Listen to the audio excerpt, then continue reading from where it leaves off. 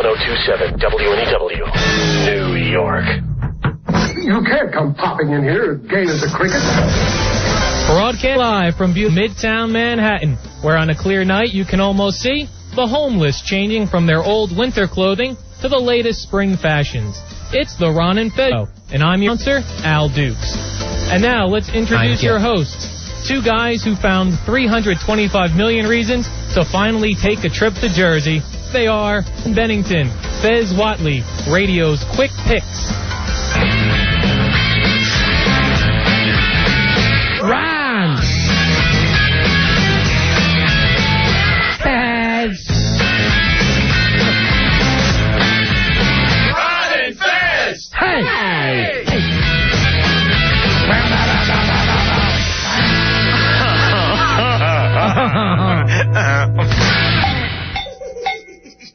Come see the show. Gather up all juggalos and roll. Everybody come see the great. You're bastard people. That's what you are. You're just bastard people. Like Africans. I don't know if I can stay here if it's going to be this hot. I am not a retard. Get your balls out. When I'm interested in one guy, if he doesn't pan out, I'll bank I'm gay. No! Wait! I'm the one who says things. Buddy. Oh, buddies. Get in there, buddies. 92 degrees today. That one fuzzy cold tonight, though. Oh, I just stink. You stink. I do. I smell. Kelly Osbourne love Melly Boys. You may be lucky. Great. She better hope the feeling's mutual. It's the Ron and Fez show. I'm Ron Bennington. This boy across from is your own Fez WNEW. Hiya. And we will be doing a big-ass simulcast tonight, the Osbournes on MTV at 10:30. You lucky, lucky people. That's where you can turn your TVs to MTV, turn down the sound, turn up your radios to Ron and Fez. We'll cast it and give you our commentary. The priest at my local parish tells me that when he watches the Osbournes, loves his scrum bed with a couple of altar boys and That's nice. watch the Osbournes and relax. That's a nice Tuesday evening for yourself. Actually, I'm sending out to all the priests. Those days are over. Not the Pope and... I know, here's the thing. Now you've got the Pope's attention. And all the cardinals, the U.S. cardinals, have been summoned to Rome. Right. Does that sound scary as hell? You know when they're flying over there, they got to be going, I hope he's dead by the time we get there. I hope he doesn't blame me. Whatever you want to do is stall with the Pope.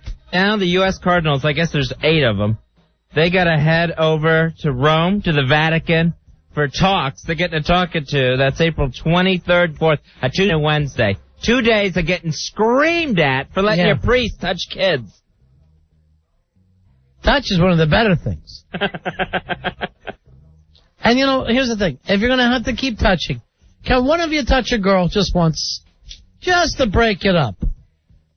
That would actually probably help the situation. If every now and then a chick was involved somewhere. Here's what the Pope said to the cardinals. You can't come popping in here gay as a cricket. So everybody's in trouble now. Everyone's going to get screamed at with Pope John Paul II. Sure, good. Pope Summit. When you get summoned to the Sure. Vatican, I don't think there's anything worse. It's a Pope cleanup by the time we're done. Heads are going to roll. And not in a good way. No. It's, actually, it's what they're calling it is Vatican crisis. More poping, less groping. That's news at 11 tonight. The Vatican crisis. Saints or taints? We'll take your calls. 877-692-1027. Vatican crisis. Cardinal or carnal? You be the judge.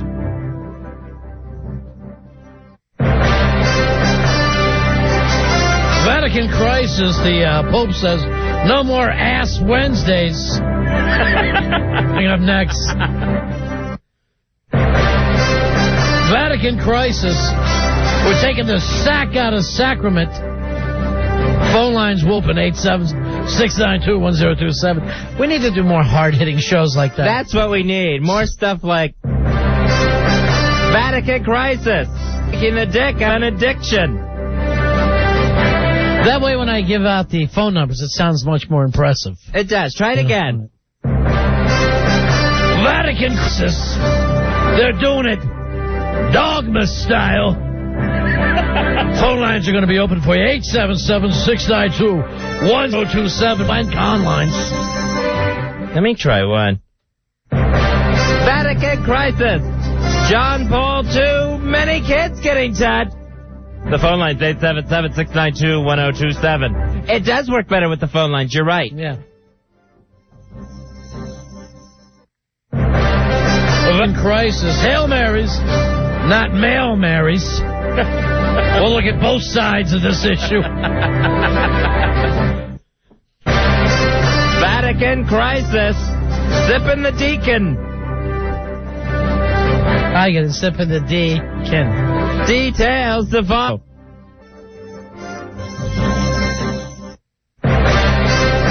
Vatican crisis. The Last Supper at Chuck E. Cheese. Those days over. There'll be no more.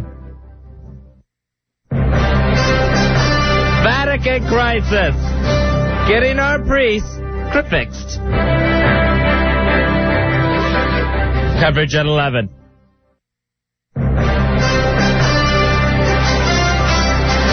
Vatican crisis. Priests take it in the Vatican.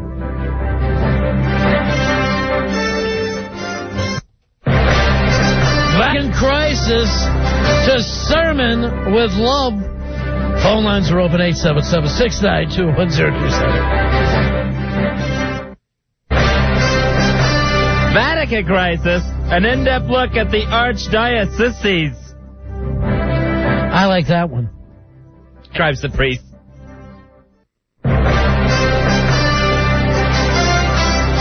Vatican crisis. Blessing or undressing. That'll be our topic tonight.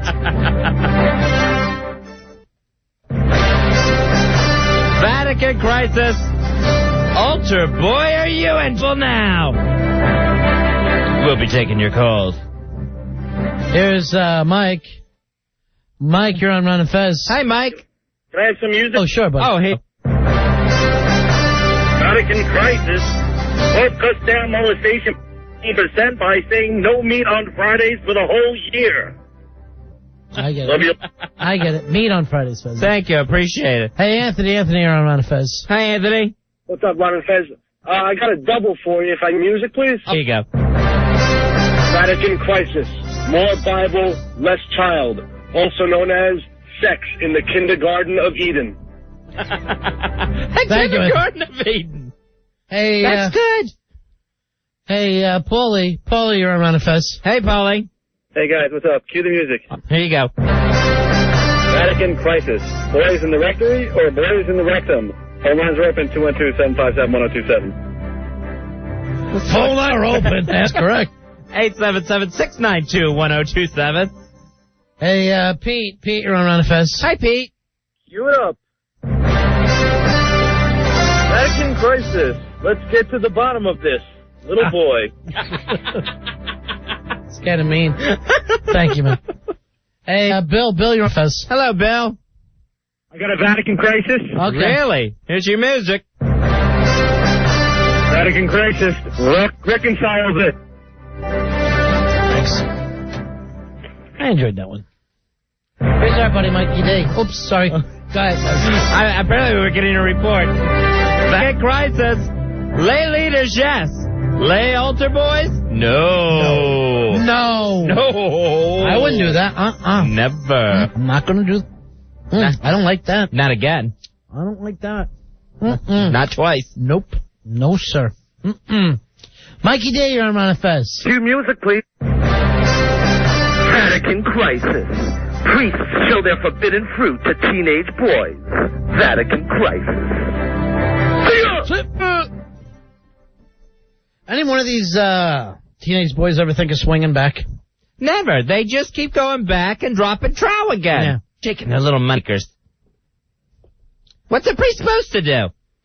The right thing. Hey, Will, you're on Ron and Fez. Music, please. Vatican crisis. What happened in the backseat of the Pope Mobile?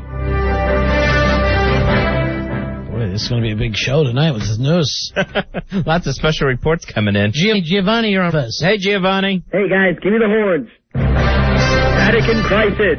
It's teach the children, not touch the children. Oh! Now I get it. Our mistake. I wouldn't do that. Well, like that. I wouldn't thank you for that, Fez.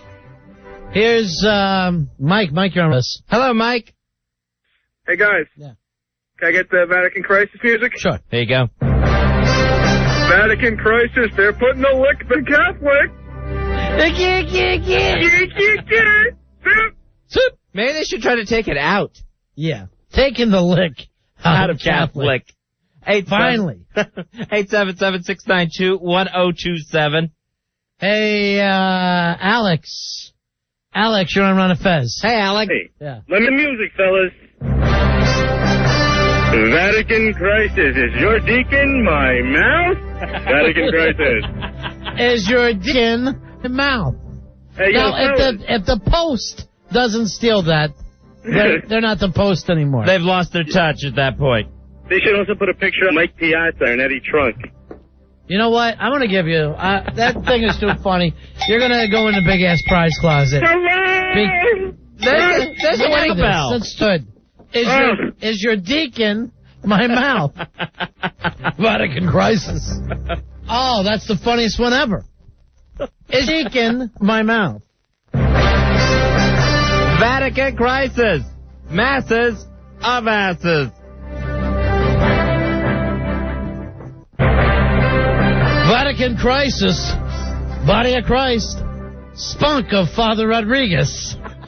877-692-127. Get yourself the winning cowbell. Thank you. Go home with something tonight.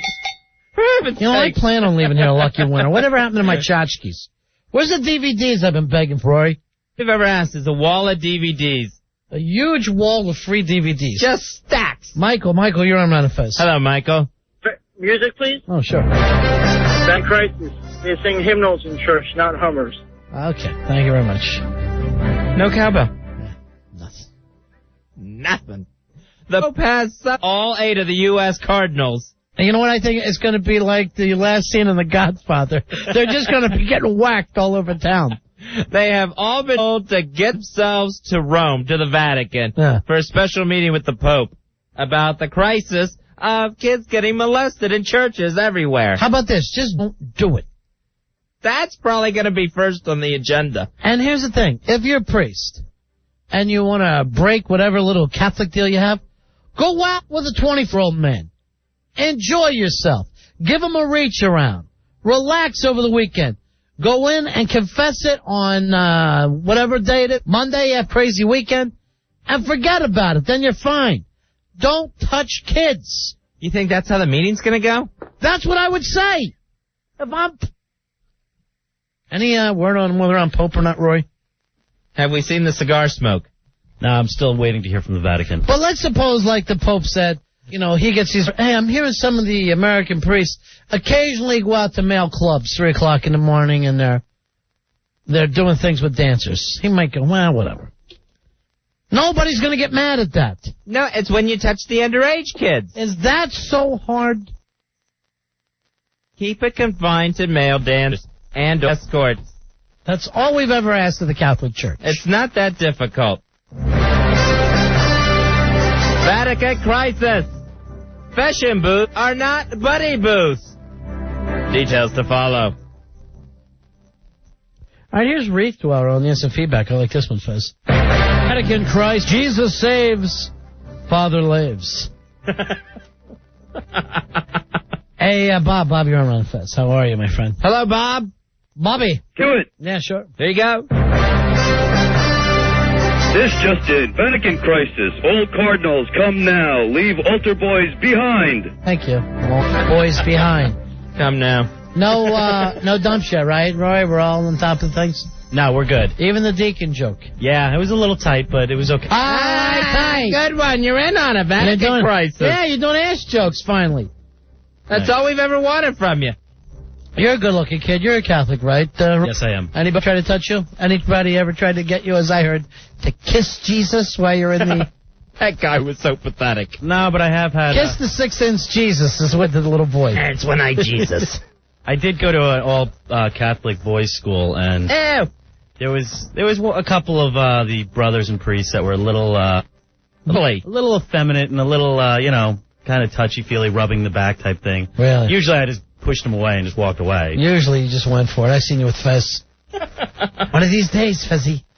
Here is Christian. Christian, you're on round of Fez. Hi, Christian. How's it going, fellas? Good, buddy. Hello, music? Sure. Vatican crisis. Genital flex before the altar. Here's Johnny, Fezzy. Do for John. Johnny, you're on round of Fez. It's Johnny. Hi, Johnny. Music, please. Yes, sure. Vatican crisis. Palm Sunday. Now. Hands-free weekend. Palm Sunday. They're palming the kids, Fezzy. Vatican crisis. Who palmed my Sunday? Who palmed my Sunday? 877-92127. The 8 U.S. Cardinals, 9 if you count Mark McGuire, who's also making the trip for no reason. Mark McGuire is heading up the thing. He's been summoned. I don't know why. So they are all in a world of hurt when the Pope gets a hold of them. Sure. Next week. Lucky for them, the Pope won't remember what they're doing there. Why are these people... Oh, the touching thing. That's right. 877-692-1027. Was your deacon an altar boy? Seriously. The guy should have the third mic. Here's Tom. Tom, you're on Run Fez. Hey, Tom. What can we do for you? Hey, boys. What's up? 823? Did you hear they have to do the Pope's going to have them do some Hail Marys, and I think one of them goes like this. Hail Mary full of grace, bless my altar boy's sexy face. Bless his tongue, I love the French. Bless his ass, I love the quench. I don't know how much we got on, but thank you very much. I didn't know you could quench that. I love to quench. Here's I don't know why you don't see Peter Jennings doing more. Cue it up. Oh, hold on. I don't think the last guy understood the bit, so let's try Mark. Mark. Cue it up. Oh, all right. Mark understands. Vatican crisis. Altar boy playing with organ. Ah, there we go. Now we're back on track. Thank you, Mark, for getting us back on the right path. Hey, Woody, you're on Round of Fez. Hi, Woody. Go, if you please. Vatican crisis. Drink the wine and chew this wafer. So subtle. Hey, Eli, you're on Round of Fez. Hello, Eli. Hey, boys. Yeah. Hit it. Vatican crisis. From stained glass, stained underwear. That what I love, Eli. Yeah. Yeah. From stained glass to stained underwear. We got John on. Do for John. John, you're on Round of Fez. Some music, boys? Yeah, sure. Yes, sure, John. Vatican crisis. If it rhymes with step on it. But down, leg. Step away from the frock. All right, I'll go with this one. Ready? Vatican crisis. What the frock is going on?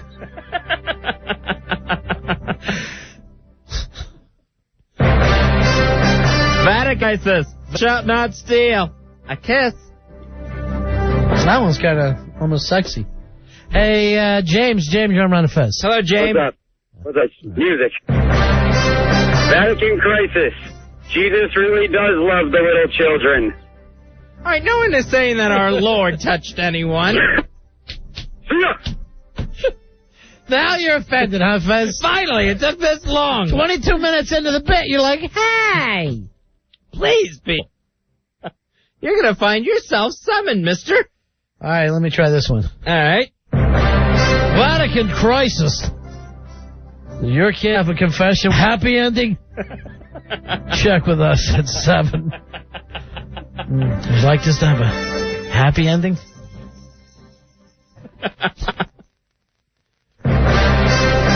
Vatican crisis. Molest is more. Vatican crisis. It's body of Christ, not body of Chris. What the hell's going on at the Catholic Church? Here's Sean. Sean, you're on the Fez. Hey, Sean. Music, please. There you go. Vatican crisis.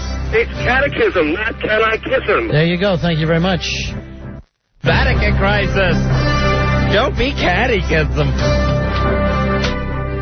Here's Dave. Dave, you're on Run of Fez. Hello, Dave. Hey, gentlemen. Hey, music, please. Okay. Vatican crisis. Did the Pope ever pray to the bishop? What? The Pope never prayed to the bishop. Here's Dan. Dan, you're on Run of Fez. Hello, Dan. Hit it. Vatican crisis. The boys to be altered. Pleased to be altered. Here's Pete. Pete, you're on Run of Fez. Hi, Pete. Pete, you there, buddy? Hey, what's up, guys? Cue the music. Yeah. Here you go. Vatican crisis. Unnamed priest caught poking around rectory. All right, even if you don't care much for me and Fez, and that happened, and we at least agree we have the funniest callers in the business. I vote yes. I'm not voting, Fez. Oh. Secret ballot? No. Poll? An informal poll? Hey, what did we do with our big money tickets that we got today? Yeah, where's our big game lottery tickets? They're in the office. I'll run and get them. Yeah, we'll leave those around. They're worth $325 million, numbskull. And send Wonderboy in here. The only lottery. Yeah. Wonderboy. You know, Wonderboy, because the energy shake is getting weaker and weaker every night until now it's a no energy shake. Isn't it? Like liquid roofies. I need you to run out and get me an iced coffee. Okay. You got to talk into a mic that works. I will go get you a right now. Shake. I mean, an iced coffee. Because the shake wasn't good, is what I meant to say. I was busy making sure the microphone What kind was of on. iced coffees do they have right now? What's the deal there? What's the story? Where? At the Starbucks. I'm not asking you to go back to the Little No High place. He needs you to go find Juan Valdez. Starbucks doesn't have iced coffees? No, they probably... But I didn't check, which I don't frequent Starbucks. I can go find out and You come go back. to Starbucks for me all the time. But I haven't gone since we've been going to Pump, though, I mean. That was 4 days now. For 4 days, you've been getting that shakes. I'm telling you, they're getting crappier and crappier. I'm not making them, though. I don't frequent Starbucks. I know. What is it, a speakeasy? That you don't frequent it? No, I don't have anything as much as I just drink coffee, so I don't go there. That's all. It seems like it's a fine establishment. Look, Quit talking like you're in the 19th century. I'm not asking you about your life. I'm telling you to help you. Yeah, I'll call up and find out what kind of iced coffees they have, and then I'll report back to you. Good. There you Thank go. you. I'm telling you, Wonderboy, he came in here so great, Fezzy. He started great. Gangbusters the first couple days. And I'm going to jump on him and bang him like he was an altar boy until he gets better. Vatican crisis. I hope your boy gets ripped. I'm going to F the devil out of him if he keeps it up. Did you find our big game lottery tickets? I did. All of them?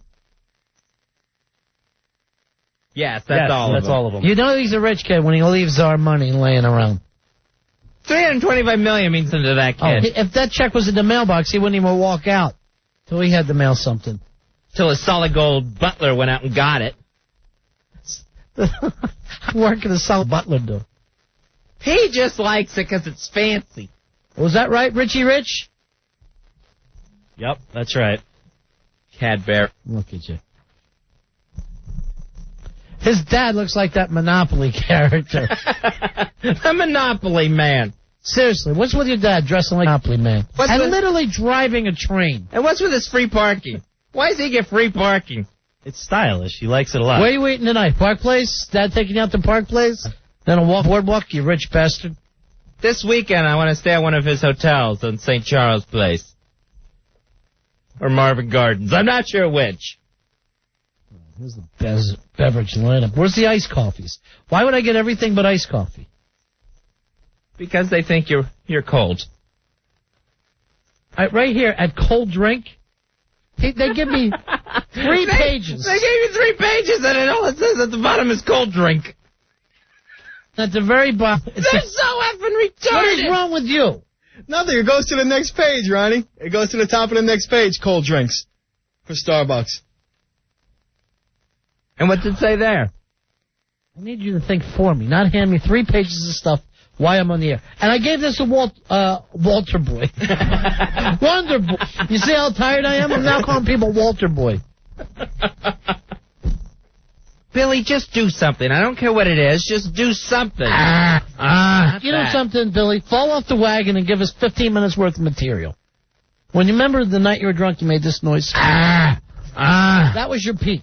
I love those. All right, here's the latest Billy noise wave. Let's go through all the Billy noises. This is an actual thing from the night he was drunk. This is from his stapled gut one night talking to us. Now, this is the latest we have. And what exactly is it from, Maury? It was from last night. Billy just was thinking out loud. Okay. Think loud. Think of Greek food last night. That's the sound you make. All right.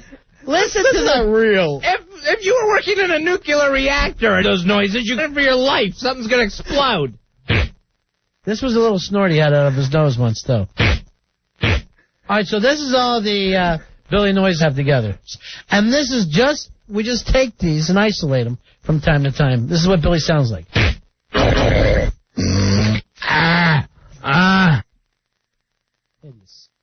What I would like to do, I don't know what that song is, that classical song. Da-da-da-da-da-da-da-da-da. Just take that song, fill it in with Billy noises. I like that. Figure out something. 877-691-1007. Ronnie's made it through page 8 of drinks. I know. Give me the ice caramel macanudo, whatever that one is. Macarena. Ice, Billy. Thank you. Gross. That man is disgusting. I just want everyone to know. Get my money, Wonderboy. Those are actual sounds coming from a human being. And come here, Wonderboy. I got to tell you right now, I'm very disappointed that Billy's doing your work for you. So am I. You're doing having. I called the Starbucks. The phone was ringing. Yeah. What about the caramel thing? You feel like that's a good choice? Yeah, caramel sounds delicious. Is it cold enough for caramel? Yes. Yeah, I think so. Is it a nice cold drink? Well, you just had a shake, so I think it's iced coffee weather. It's 92 degrees in the effing park. Of course it's not cold outside, Wonderboy. We got Dominic. He works for Starbucks. How you doing, Dominic? Hi, Dominic. How are you, Ron? Good. I say you get an espresso frappuccino. I'm sorry. Hello? Yeah. Who said I'm actually at work right now. I'm at Well, your mom picked up the phone while you were at work. All right, now, Wonderboy, why should this guy know more about it than you? Because he worked at Starbucks. Yes, but you work for me, and you're just writing down. I'm thinking, well, what's happening with this espresso frappuccino? If you need a lot of caffeine, the espresso will give you some, like, a good boost. All right, but it's not already in the bottle, is it? No. You go in and they make it for you. All right, I think I'm going to have to go espresso frappuccino. Yeah, and you can get, like, caramel and all that kind of stuff. Right. Listen, Sid, how come I'm finding this out? He's an expert. I know, Wonderboy. John, so you're hearing that. Yeah, are you hearing any of this? Yeah, I heard everything he said. Well, do you need another free trip to Florida from me? No, I heard everything he said. All right, he said you can get other things in it. What would you like put into your frappuccino? He said are you going to take up showtime with something as stupid as what I'm going to have? To me, that's very important. And let's call it caramel, so we're all on the same page. We call it caramel, and then the two of us are going to end up taking a trip to Key West together. And I don't have time for that. Oh, that's nice there. You go? All the time. All right, so thank you, Dominic. No problem at all, Ron. All right, buddy. Bye. Espresso frappuccino with caramel. Caramel. What do you call it? Carmel. I call it caramel. That's the city that Clint Eastwood was mayor of. And then a caramel is something in Central Park 3-year-olds ride on. Is that what I look like to you? No, I thought that was a carousel. Kill him. Look like a 3-year-old kid? No, not at all. What do you call it again? Caramel. Caramel. Right, caramel. I will call it caramel from now on. You know what I have the feeling? Look, he wrote out caramel. He had to write it out phonetically. I have the feeling the kid's going to be so mad at me, he's going to end up sticking his dink in the drink, and then I'm sitting there going, this thing tastes like bull sweat. I'll be enjoying my frappuccino, and in my mind, I'm thinking bull sweat. See, you're getting a cold drink? That is getting a D-swizzle stick. No way. Is that right? No yeah, way. Ronnie, kill him. Is that your idea? You're spunking the drink? No, You know he's got to. No, Is never. that your deal? If Never. you ordered something hot, he wouldn't be able to do it. You know what I want, Rory, and work on this?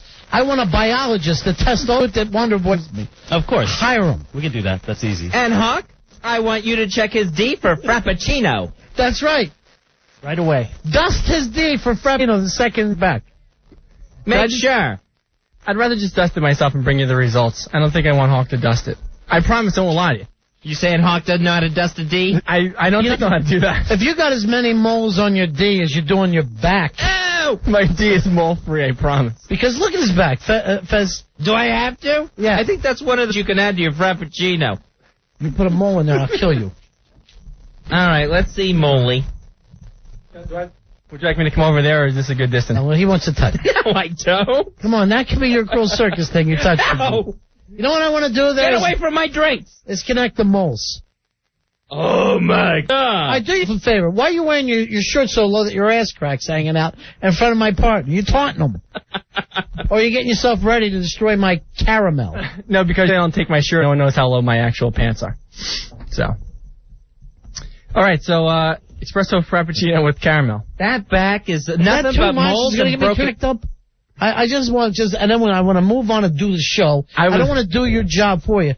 But is this espresso frappuccino after an energy shake going to just jack me up? I'm a maniac. I would say it's going to definitely jack you up to a maniac. It seems Where'd like you a lot learn of that? energy. Columbia School of Broadcasting? When did you, what do you know about that? No, I know nothing about frappuccinos or energy shakes. Trying to give you money. You know what to do? Get one of those razors. What is with the 3 blades? All right. What's that called?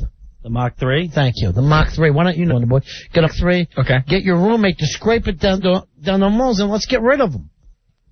I want the summer of 2002 mole free.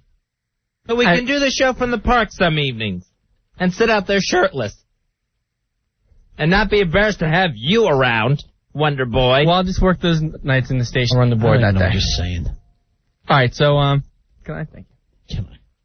I give him money. He says, "Can I?" Fez, would you like anything before I go? What are you, Catholic?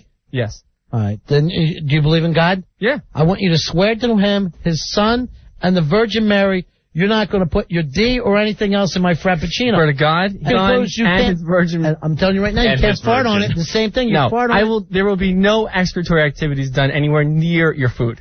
And then, I swear to God. If anything's, mom get a stroke. Say that. If you do let my mom and me get a stroke. The two of us. I don't care about you, but your mom. You would love a stroke. You don't do anything anyway. Oh, it's such a vacation. A stroke fits you perfectly on headphones. You're going to be on the air.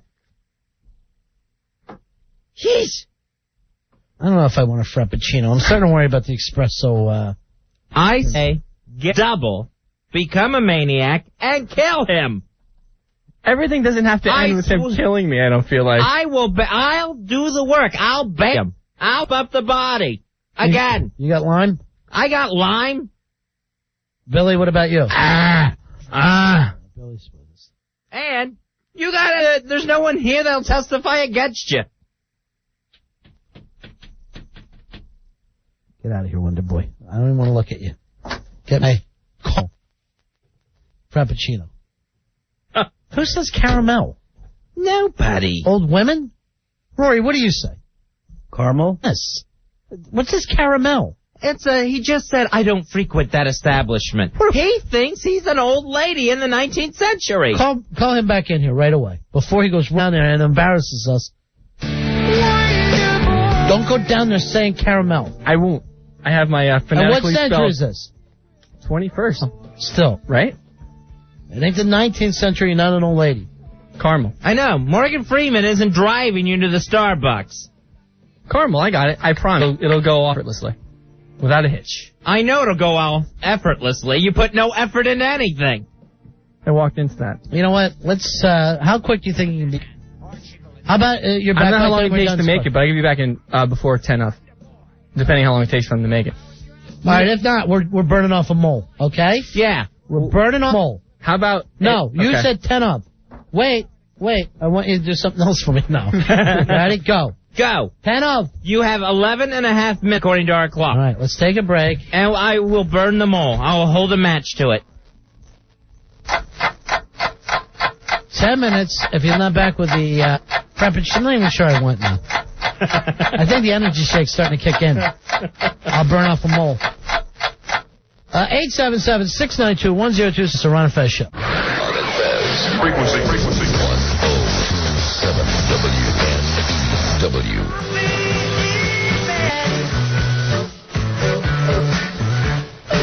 We're Ron and Fez. We are 2.5 minutes away from burning off a mole.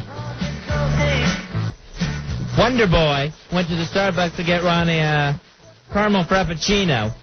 And he said if he's not back by 10 till, we can off one of the hundreds of moles that litter that boy's back. And we're coming up on 2 minutes now. 2 minutes remaining. It's pretty exciting. We're finally going to get to burn a mole off his back. It's all we've ever wanted to do since we met the kid. Hey, finally. Hey, Jimmy here on Ron and Fez. Buddy. Hey, buddy. What's going on? Good, buddy. Buddy. Yeah. I got dual pronunciations for caramel. It's caramel and caramel. There's no ticket with now, here's the thing. Caramel sounds like a fruit. Like a caraway seed or something. Right, like a fruit would say, like caramel. I mean, I'm sure the correct way to say is schedule, but the only people who do it are British fruits. February. All right, thanks. I say caramel. You say this. Well, he said caramel. All right, let me check with Rory. Caramel. Hawk, what do you say? Caramel. Of course it's caramel. Now, here comes Al Dukes. What is it? You can't come popping in here as gay as a cricket. I've always said caramel. Right, you've always said I'm gay. So that don't... Oh, son of a... Oh, bastard! He's 50 seconds early! I'll say this, you got to go back and get me a straw. Not an animal. And you got 40 seconds now to do that. All right, they made a little extra stuff as I got you one. If you want to try it out. They made extra. They make extra. The drink that they put in the blender, and the amount they had blended up was bigger than the cup that you. So that means Fez gets it? Well, if you like it, you can have it, but I was just afraid to make you too up. All right, no, hold. Let's suppose a sandwich, and it's bigger than they expected when they started. Let's pull off that meat and get it. No, but I know you like the way you. No, I know, but shouldn't that be up to me? I don't need you giving my answers away. I like the way I'm getting the scraps. Like my puppy, Fez. And Ronnie, you'll like this. Since they had extra, and they poured to a separate cup, yeah. I obviously got the bottom of it, right? Yeah. I've got every bit of your caramel. Look underneath my cup. Son of a bitch. No. Look underneath my cup. There's not a cup of caramel. No, they put it in. I got all your caramel. Or as you would say, caramel. Do you know this? Do you know Fez is allergic to coffee? Oh, well, then he could just hand it to you, maybe, then. You know you could have. Suppose he didn't know that a Frappuccino was coffee. And that would be completely my fault. I wasn't trying to hurt Fez at all. You could have killed. Did you swing your D through his? No, through nobody's. The hole in the lid's small enough. You sure you didn't? No, I'm positive. Al, how do you say caramel? You are gay. You are a homosexual. The opposite of straight. You're gay. I know it. Your family knows it. Dogs know it. Al, yeah. I don't know where that comes from. Al's coming out on Friday dressed as this. The faggot of the opera! That's going to be at the Cruel Circus this Friday at Carava's place. Very exciting. Do you say Caribbean or Caribbean? Jeez. Nuts. You say nothing right. Do you realize that? I just pronounce every syllable. Do me a favor. Syllable. Wrestle him to the ground. Sure. Thank you. Take him down, Rory. Come on, take him down. Take him down. There he goes. And he's down. Wow, that's a new record, I think. Hey, let him back up. Come on back here. He's not getting up. What's wrong? Al, what do you say? Do you say caramel or caramel? I would say caramel. I always grow up. Rory, take him down. Take him down. Take him down. There we go. That was easy. That wasn't even anything in between, like he's on his way down. He just went from standing to down. What are you saying, Al? I forgot you. I'm not going to change this. It's caramel. That's how you say it. Caramel candy bars. Take him down. Take him down. Take him down. And he's down. And he's over. I'm tasting caramel in here. This thing Mine has all the caramel in it. You missed out. This thing tastes like I'm eating the bottom of an ashtray. Would be Wonderboy's D. Al, what is it? I forgot. The word. Caramel. Right now he's Now playing just with it. asking for it. I'm not he's going to playing. change from physical violence. This is the Gandhi as he hits the ground for the first time.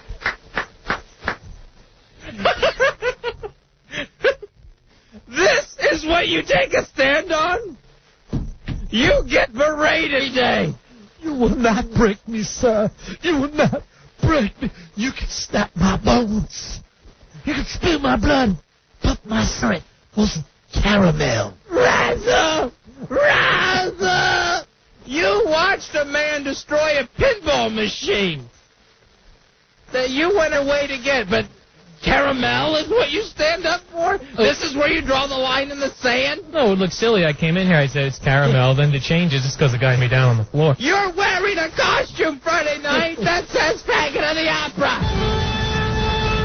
The Faggot of the Opera. And this is your political statement? Hey, buddy, you're on Round of Fez. Hello, buddy. Buddy. Hey, I'd like to know, I'd like to ask Al Dukes, does he say advertisement or advertisements? Advertisements? Oh, you idiot. See ya! Why do you say an advertisement? Where are you from? I'm from London? Jersey. No, Jersey. Woodbridge. I'm surprised you don't call it Woodbridge. Now, I'm writing down a word for you. I don't want to say it ahead of time, but you fill in the blank. Sexual. Harassment. Harassment. Driving me nuts. Harassment. It is not harassment. Do me, Rory, take him down. Take him down. Look how quick he goes. Do you have any sort of center of gravity? How about learn to break a fall? You're allowed to put your arms out when you're going down. That's how His people, dad taught him that. that's how people end up snapping them. Oh, so you face first. That's the plan. Your plan is to go face first into the dirt. And snap your neck or your beak.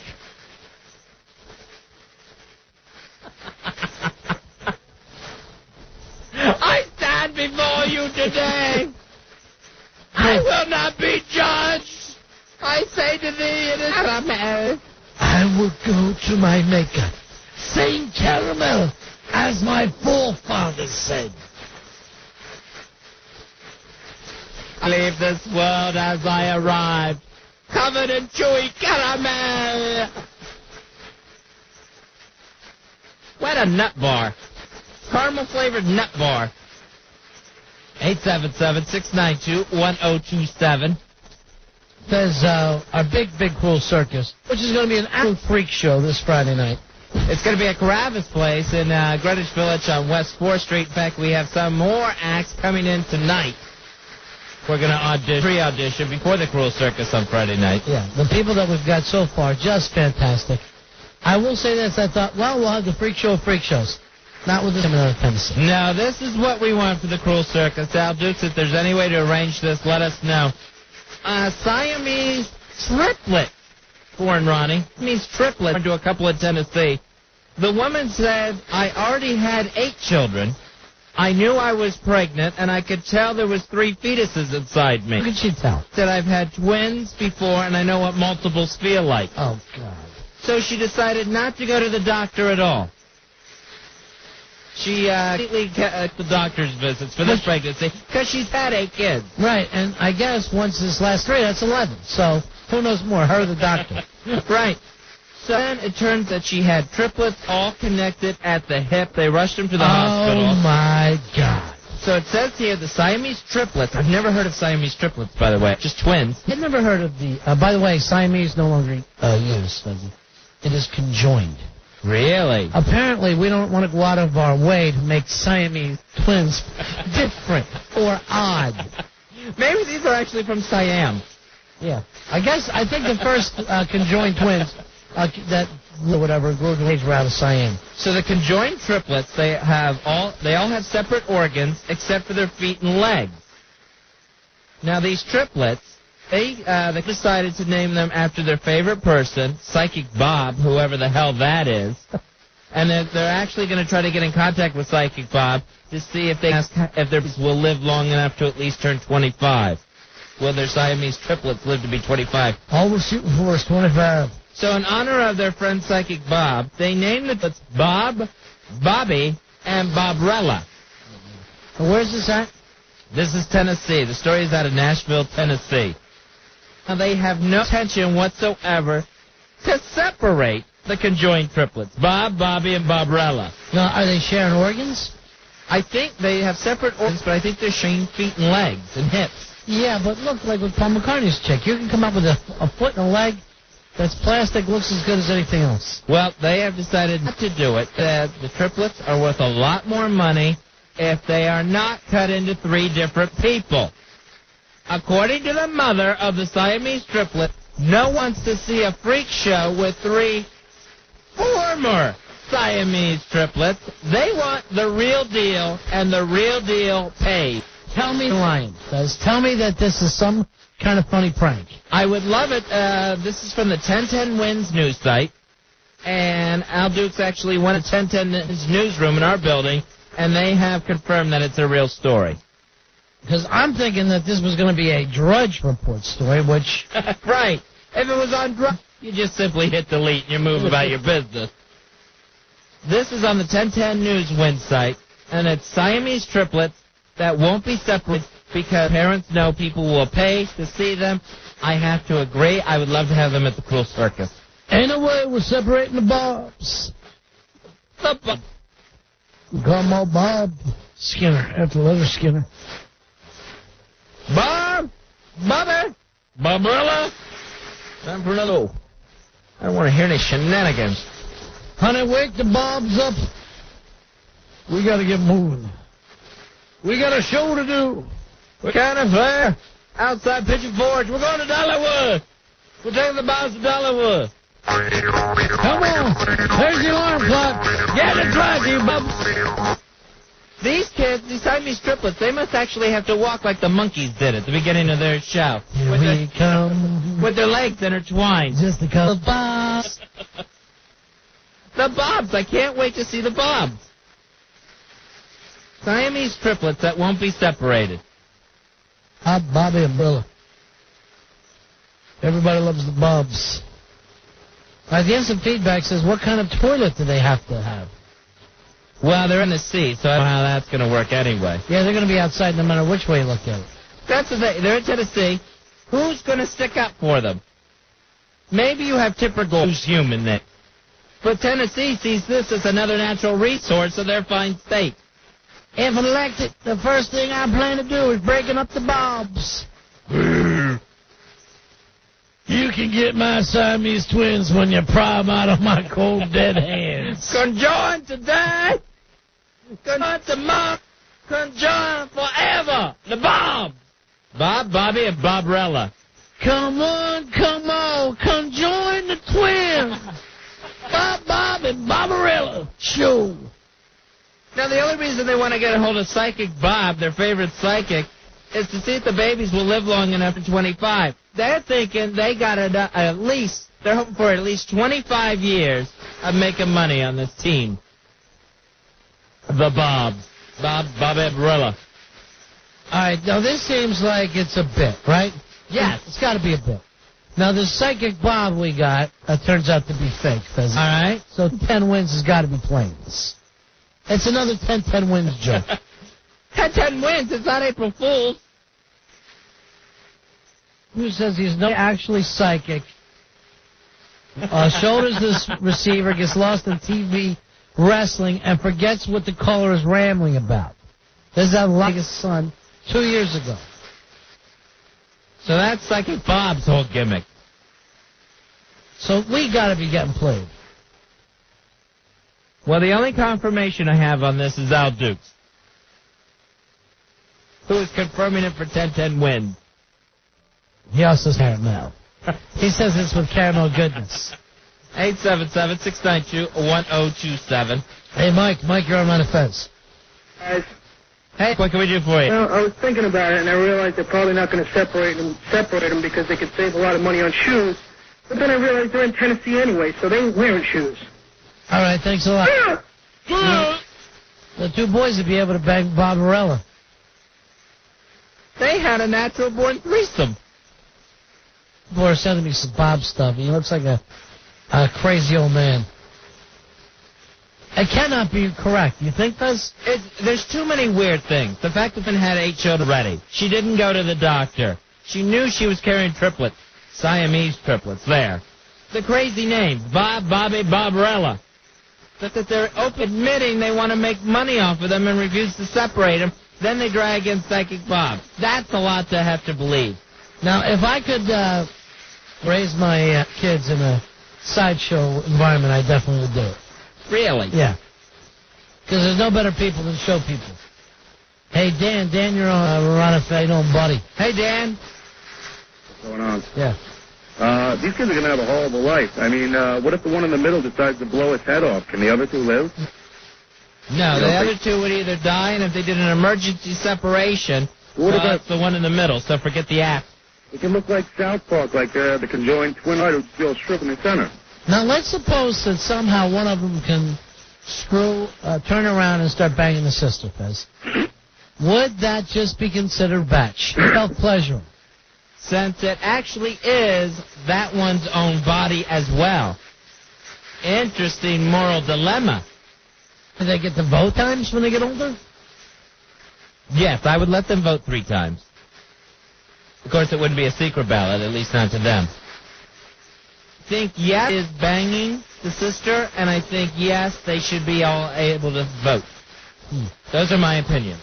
Well, even if it is banging the sister, they're still going to Tennessee. Yeah. It's not like it's illegal.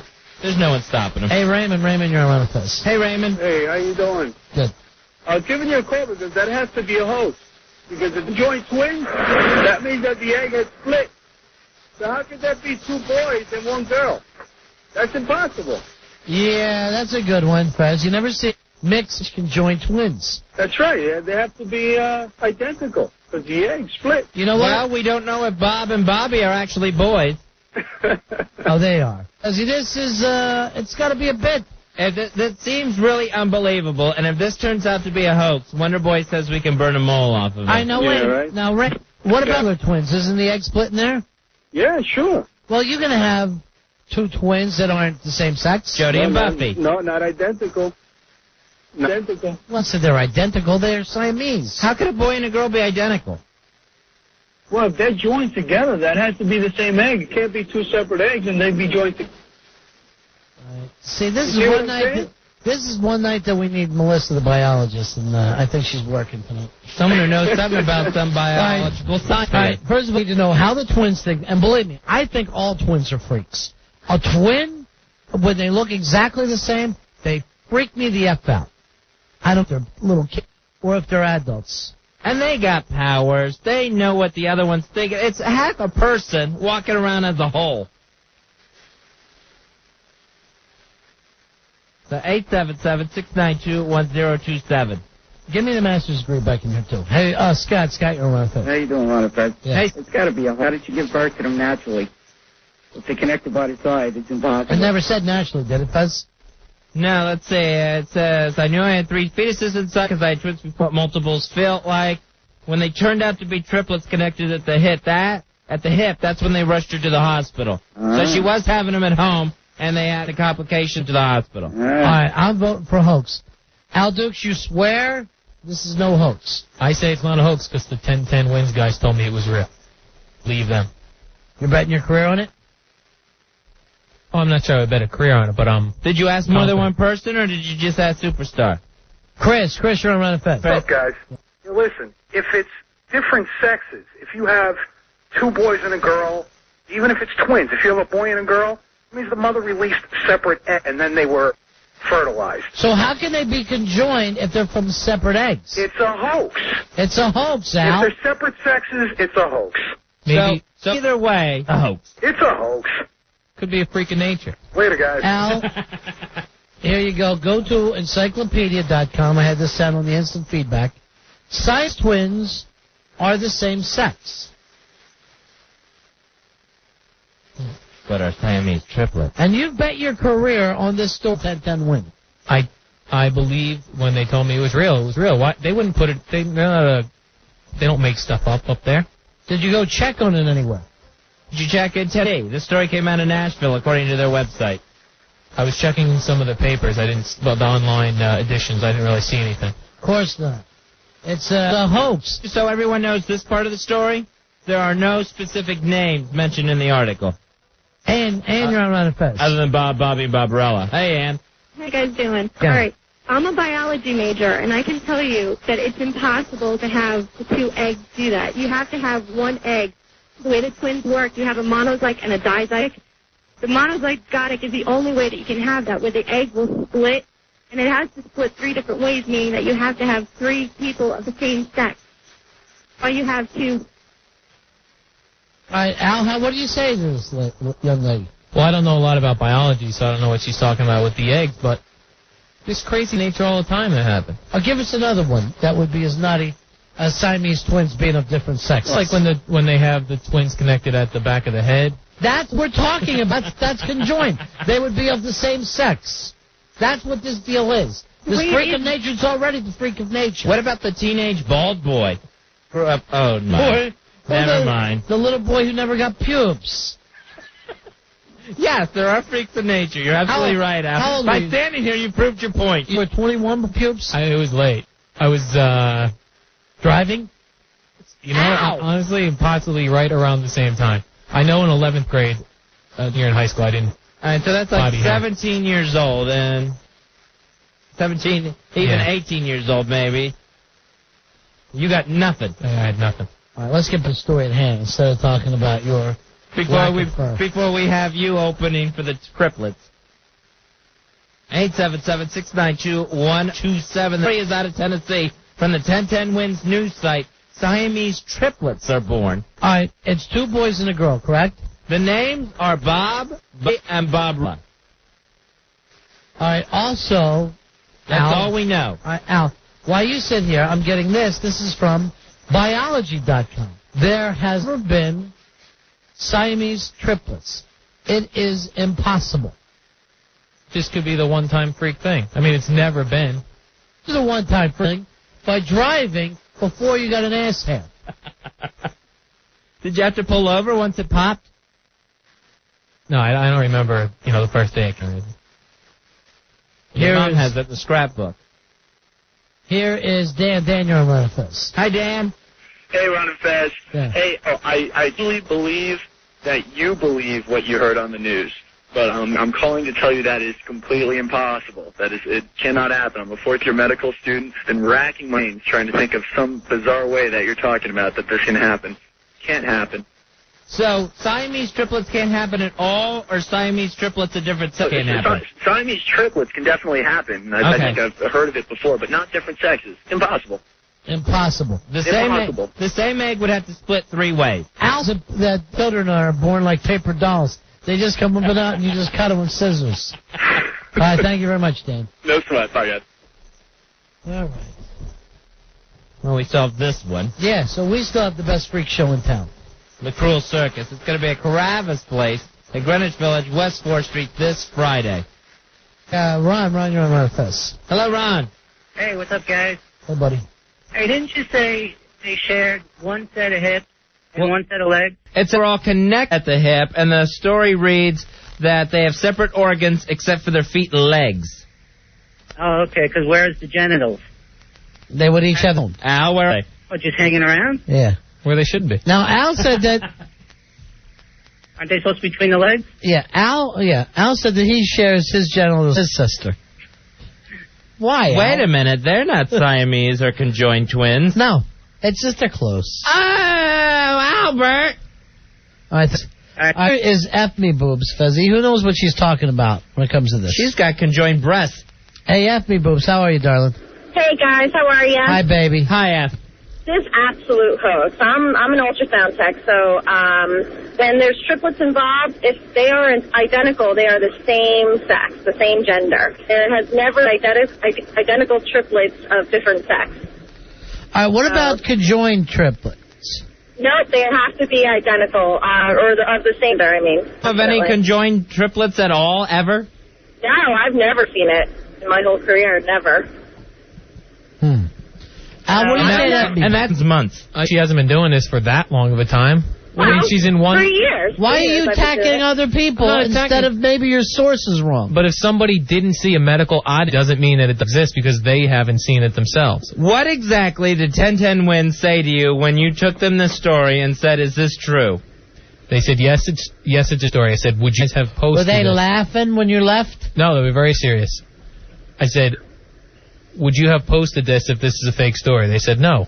That I think may have said the news director. Where's the news director? Wow. It's hard to believe that where did they get the story from?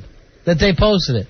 Is it off the Enquirer. Yeah, is it off the E-Wire? It wasn't off of AP, but it didn't say where they got it.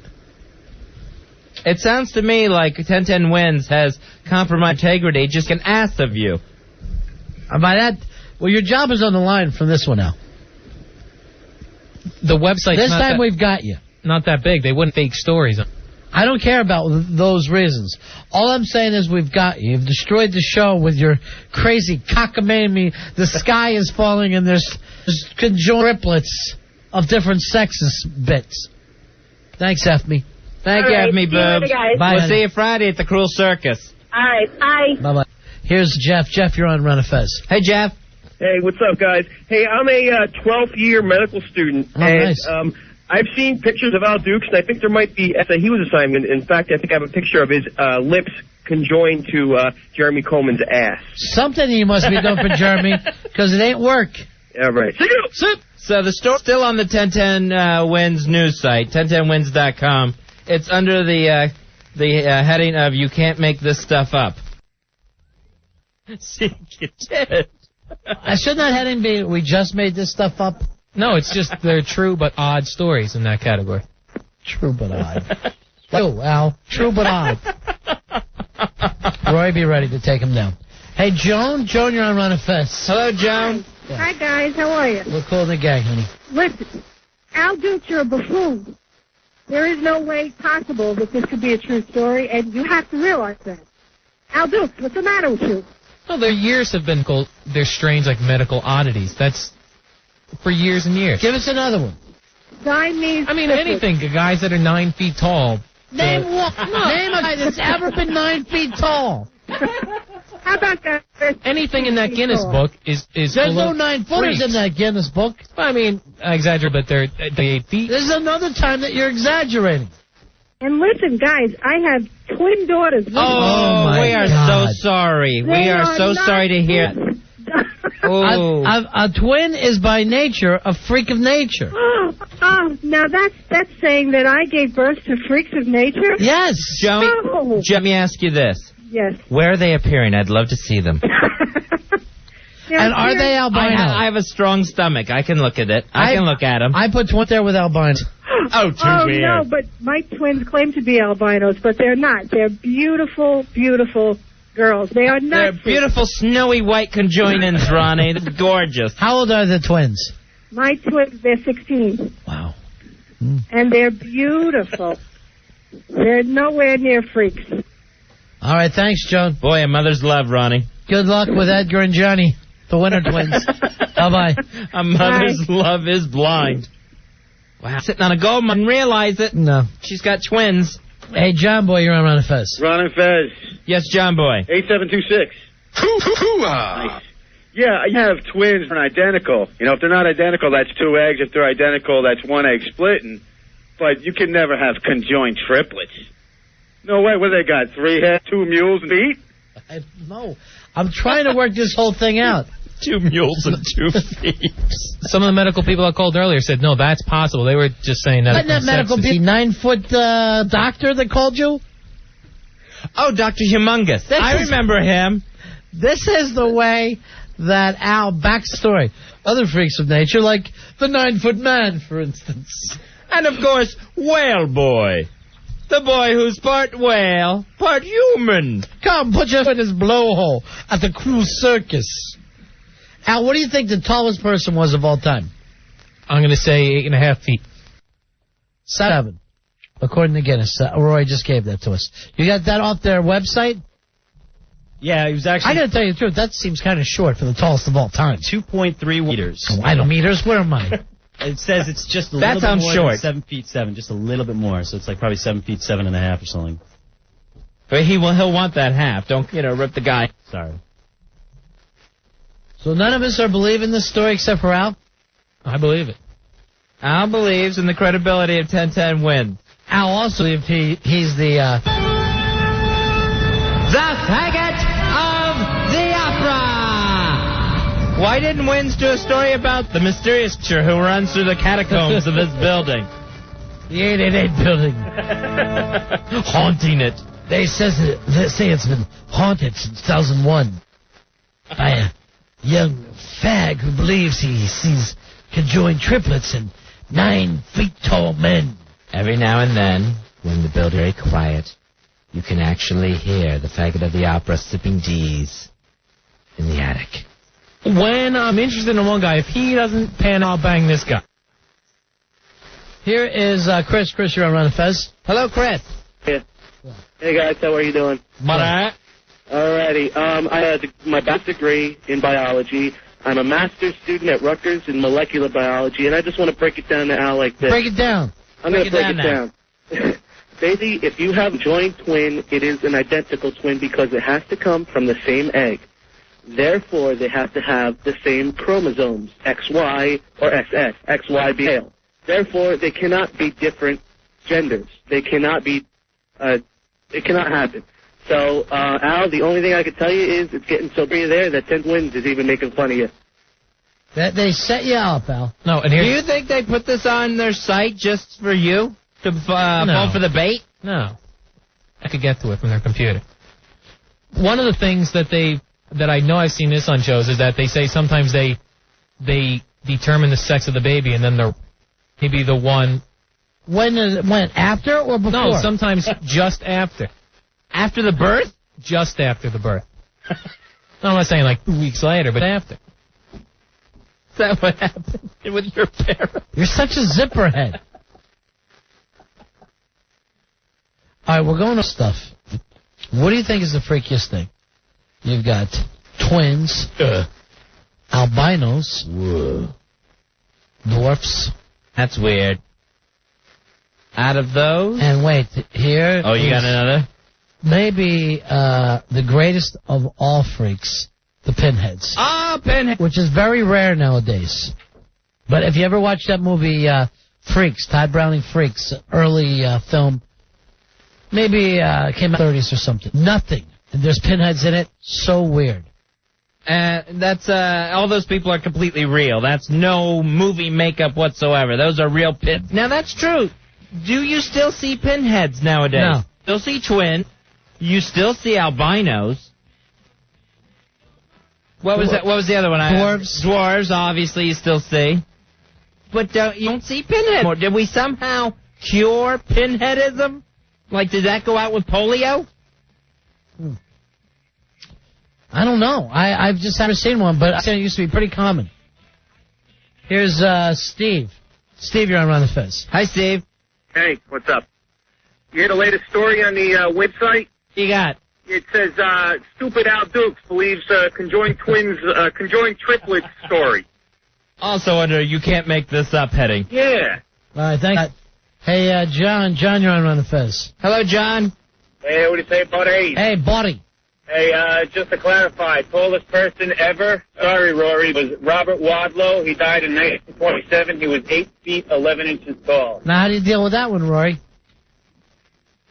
I told you 7'7", kind of short for the tallest of all time. In fact, they used to have a statue of him in the Empire State Building, that basement, that Guinness Hall or whatever they had over there. He was a big I remember seeing the pictures of that. Oh, yeah, they used to have a Ripley's Believe It or Not in there. And he was always a big guy in a suit. Yeah, they made sure they dressed him nice.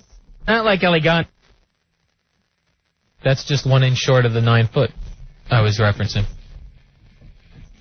Here's Gary. Gary, you're on Run the Fez.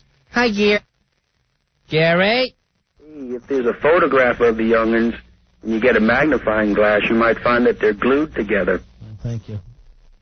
These cannot be glued together. Oh, we get to glue you to somebody. Wonderboy's moles.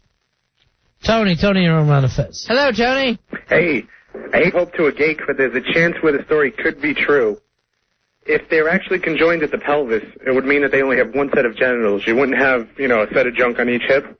So they'd only have one sex. The possibility is these people with such rubes, they just named one a feminine name. But here's the dealio on that. Wouldn't that just be a person with two dead heads? Would those be real live heads if you only got one set of genitals? They say that they have separate organs. And that would be the genitals. No, heart, liver, stomachs. Yeah. Well, your organ is also your genitals. So there would be 3 torsos on one set of legs. There's no way that could work. No, there's only... Unless it was a really strong ass. They probably have 3 spines. All right, we're going to look more. Oh, wow. Spines. Now my back's killing me. And now Al doesn't have one. All right, we got to take a break. He needs one spine, please. We're going to take a break and come back and find out about this story and many more. It's the Fez Show. Ron and Fez. 102.7 WNEW. When you're strange, We're Ron and Fez. no matter the rain. When you're strange. Trying to run down this story that Al Duke says came up on 1010 Wins website. 1010wins.com.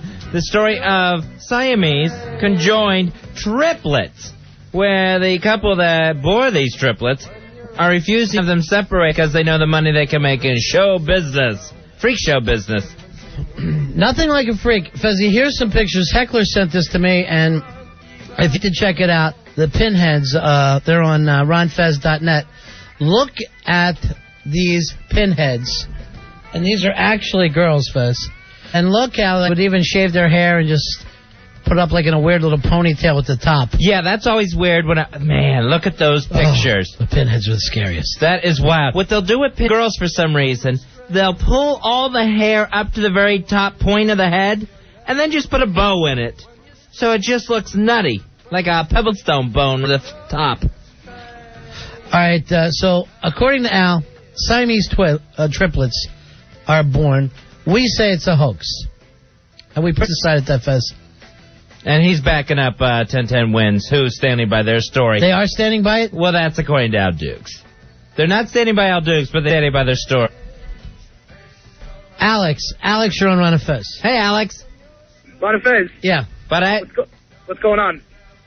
What can we do for you? I wanted to see if these twins, would they be champions in the 3-legged race? Is that a possibility?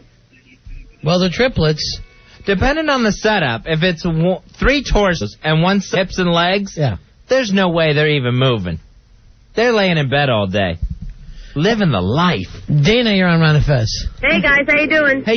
I just have a question for you. Mm-hmm. If they're playing Little League and they get out at first, would that be 1 out or 3? And they've retired the side. I think so. Well, but 3 at bat. Possibly. True. 3 up, 3 down. All right, thank you. Thanks. All right, so Fez's way, you're saying it's 3 individuals, right, Fez? 3 individuals, yes. So it'd get 3 at-bats, but I don't know what they would be doing if one of them, hit a double. The next one comes up.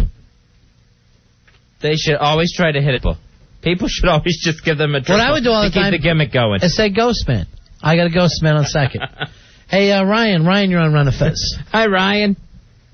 Hey, in this month's FHM magazine, on page 42, there's a section called Burning Questions.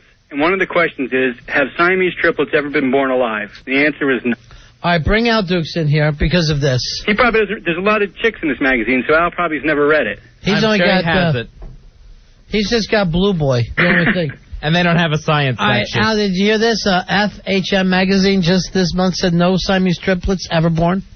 Yeah, but it's not a journal. It's like a magazine with bikini girls in it. All right, is 1010 Wins a medical journal? Mamas. No, but they're a credible news source.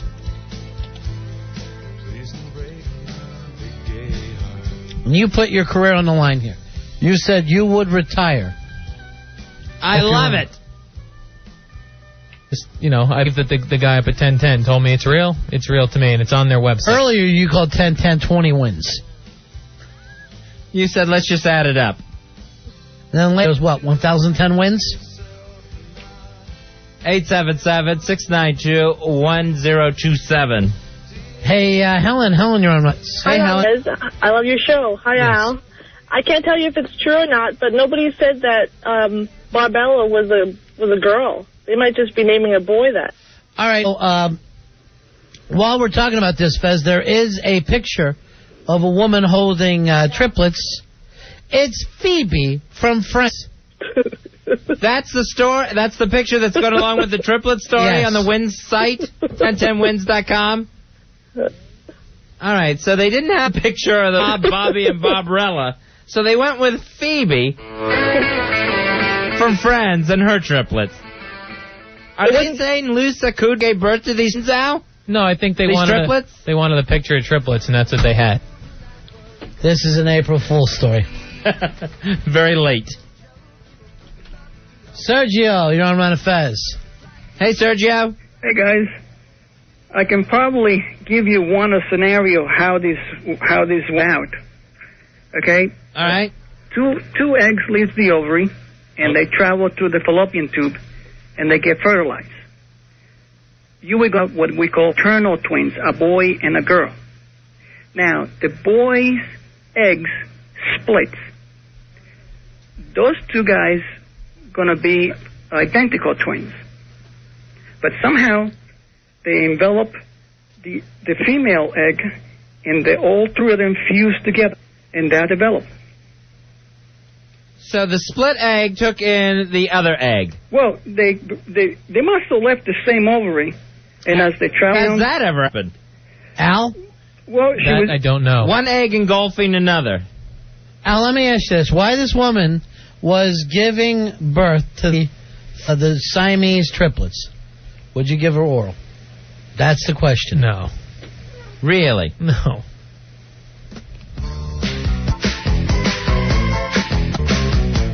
Nice one. 877-692-1027. Mike, you're on Run of Fez. All right, they're hermaphrodite. Hermaphrodites, those are weird people. Al? Those are freaks. Yeah, those are freaks. Those are What freaks. if the triplet is a hermaphrodite? So you have two males, one male, but it's actually, hermaphrodite. Yeah. Al, how do you deal with that? How do you deal with being a hermaphrodite? You ever go after yourself? No, I'm not a hermaphrodite. I think they fixed that after the baby's born. They pick a sex. Which did your parents pick? Is that what happened to you, Angry Inch? I was a male. When did they change it? And then they decided to switch? Is that what was it for you? 5 inches forward, 4 inches back? No, I've always there was nothing wrong with me when I was born. Everything ran smooth. So you're saying your What do you vag mean ran? You're saying your vag is fine? No, I do not have a vag. I'm sorry, ma'am. I am so sorry to hear that, miss. How'd you lose it? I never had one. I was born without it. So then they just tried to tape a put on? What happened? I don't know how it works with your surgery. Tack it?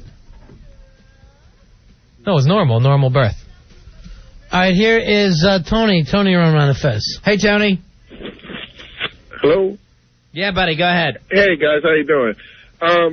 Have you guys ever seen the show on TLC where they had a whole bunch of these conjoined twins on there with the little girl that looked like a kid with two heads, but it was a conjoined twin that didn't split all the way? I didn't see that on TLC, but I think I saw it on TRL.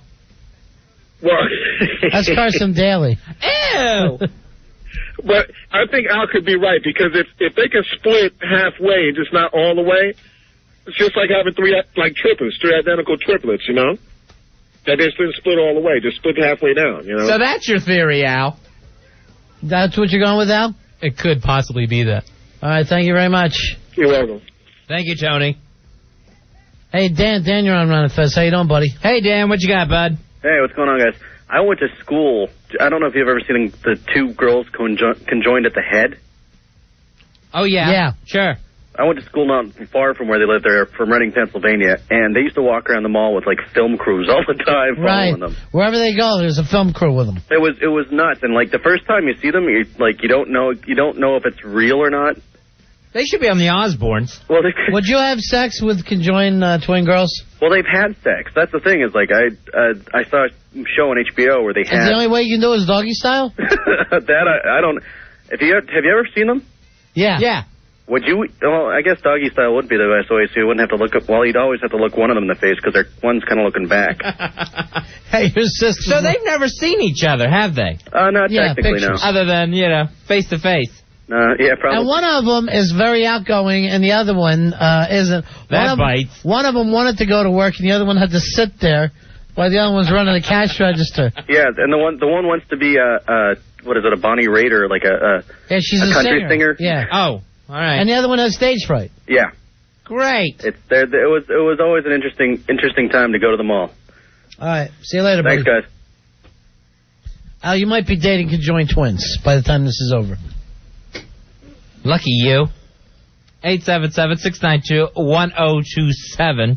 Gary, you're on Ron and Fez. How are you, my friend? Hi, Gary. Hey there, Ron and Fez. What can we do for you?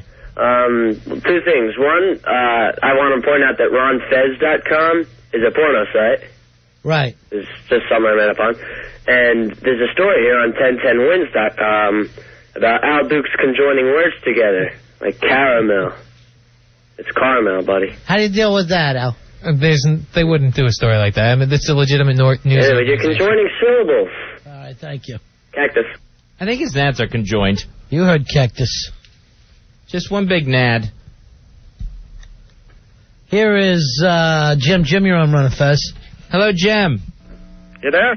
Yeah, we're here, buddy. Go ahead. How's it going? I wanted to tell you guys how they came up with the terminology for Siamese twins, in case you didn't know it. In the 19th century, around 1830 or so, there were two twins, or just one set of twins, who were born in Siam, and they were abandoned by their mother, and they were brought here to America, and they did a lot of sideshows, and they were connected with P.T. Barnum, and their names were Chang and Eng. And they were from Siam, and they became so famous that any conjoined twins were referred to as Siamese twins because of that. Ronnie, wake up. Jim's still talking. Oh, I'm sorry. Sorry. You made me fall asleep on 2 frappuccinos. I do that a lot. All right, thanks. Thanks. What was he saying, Fuzzy? I heard his gums he loves flopping. the show. Yeah. And can't get enough of it and wants to date Al. I'm not sure that's all I got. Wow. I'm missing a great show then, huh? Yes, you are. Well, last thing I heard, Al said this. I'm gay. He says that to everyone. Why? When I'm interested in one guy, if he doesn't pan out, I'll bang this guy. Has there ever been, up to this point, according to 1010 Wins, Siamese triplets, Al? Well, from what everyone's saying, that it hasn't happened yet. This is your way of doing research, hoping the callers will get you out of a jam. Do you ever research anything? Yes, I do. Have you researched this to see if it's actually possible in the first place to even have Siamese triplets? Never mind the sexes. No, I just talked to 1010 Wins. Mario, you're on Run and Fez. What's up, fellas? Hey Mario. I'm actually here to defend Al tonight. There's been a successful case of Siamese triplets born approximately 40 years ago. And I think she grew up to be Rosie O'Donnell. All right, thank you very much. All right, Fezzy, let's go through some of the freaks. All right, that's cool. Would you consider regular twins freaks? Yes. Yes, they are freaks. Yes, they are. What about albinos? Freaks? Freaks. Albinos are freaks. What about this? People with, like, one blue eye, one brown eye. Oh, those are freaks. They're adorable, but they're freaks because you know what I call them? Husky people. Siberian husky people, like those dogs. They have different color eyes. Dog sled people. Hairless people. Yes, hairless people are freaks. You know what? If they had been able to keep their eyebrows, they wouldn't be freaks. The fact that they lose their eyebrows, too? Yeah. Freaks. Yeah, I gotta go with that. If only you had your eyebrows, people, you wouldn't be freaks. Six-fingered boy. Yeah, that's a freak. But what about people with 4 fingers? 4 fingers. Born that way? Let's say they were born with 5 and then they were had an accident in shop. Freak. Okay. Yeah, they've just passed over into freakdom. People with webbed toes. Oh, freaks. Now, there's quite a bit of those. Yeah, but they're still freak. They're somewhere stuck in some evolutionary gap. Hey, Jim, you're on Run and Fez. Hey, Jim. Hey, how you doing today? Cool in the gang, my friend. Excellent. I was born with a nubbin. It's a third nipple right under my armpit. How would you love to come to our show on Friday night? as our special guest. I had it removed 15 years ago. Oh, get off far. Oh, why waste? Get away. Why waste God's blessings? It's like spitting at the Lord, Jim Nubbin. Hey, Hamilton, you're on Run of Fez. Hamilton. How you doing? Yeah. I got a little conjoined twin trivia. All right, let's do it. Who is the most famous conjoined twin? I'd have to say Bob, and Bobby. Yeah, Bobrella. He's an actor. Who is it? Andy Garcia. Andy Garcia is a... Born a conjoined twin.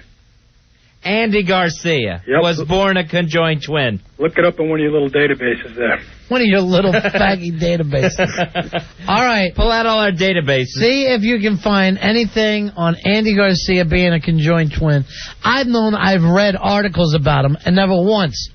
Now, where did you hear this at, Hamilton? I don't even remember, dude. Yeah, right. I'm telling you. You're high. Dude, I'm telling you, man. Look it up. All right. Look it up. I read it somewhere. Even with Jamie Lee Curtis, I'm pretty sure. You hear the rumors, at least, about her hermaphroditism. You'd think this would come up about Andy Garcia every once and again. Here is Kathleen. Kathleen, you're on Run of Fez. Hi, Kathleen. Hi. Okay, you guys make fun of twins being freaks. We're not making fun of them. We just simply stated that they're freaks. Right. We're not freaks. Me and my sister, we're twins. We're not freaks. Oh, my gosh. Which one of you is talking right now? You or the other one? Like she knows. This is Kathy, and my sister's Kelly. See, they always get freak names, too. No, they're cool names. How old are you kids? We're 16.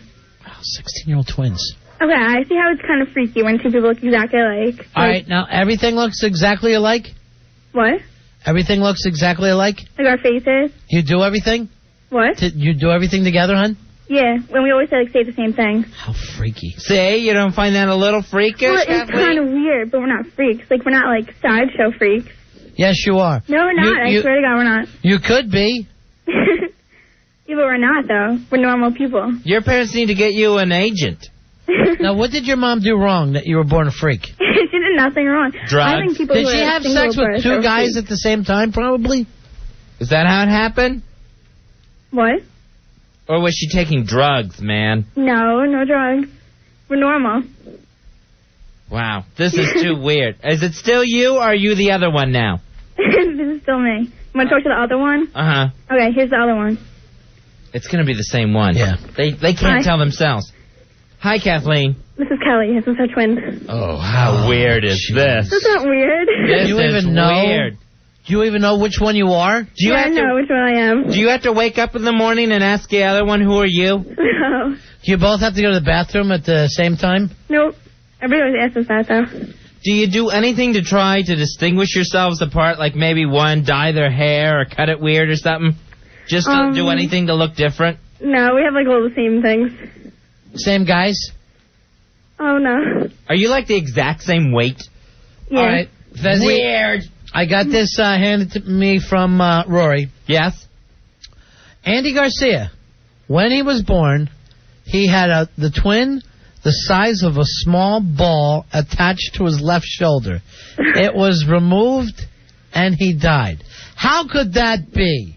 I don't believe that. I don't believe it either. Rory, where are you getting this from? The size of a small ball? Like a golf ball? I have it from abcnews.com. You are kidding me. That's disgusting. What has gone on? Oh, you're one to talk. What has gone on with our news agencies? It said it was no bigger than a tennis ball attached to his shoulder. Where is it? Why wouldn't he leave it there and play these parts that would be so great? It says the conjoined fetus was removed shortly after Garcia's birth in Cuba. He could have played Quado. With extra fingers, toes, and even breasts. In Total Recall. Even breasts? That's like Kathleen and Kelly. Are you the tennis ball size one, Kathleen? That's Kelly. No, I'm What? Kelly. I'm not Kathy. Which one of you got the breast? And we mean that singularly. Ew! All right, thanks, honey. You're welcome. Oh, that was so freaky.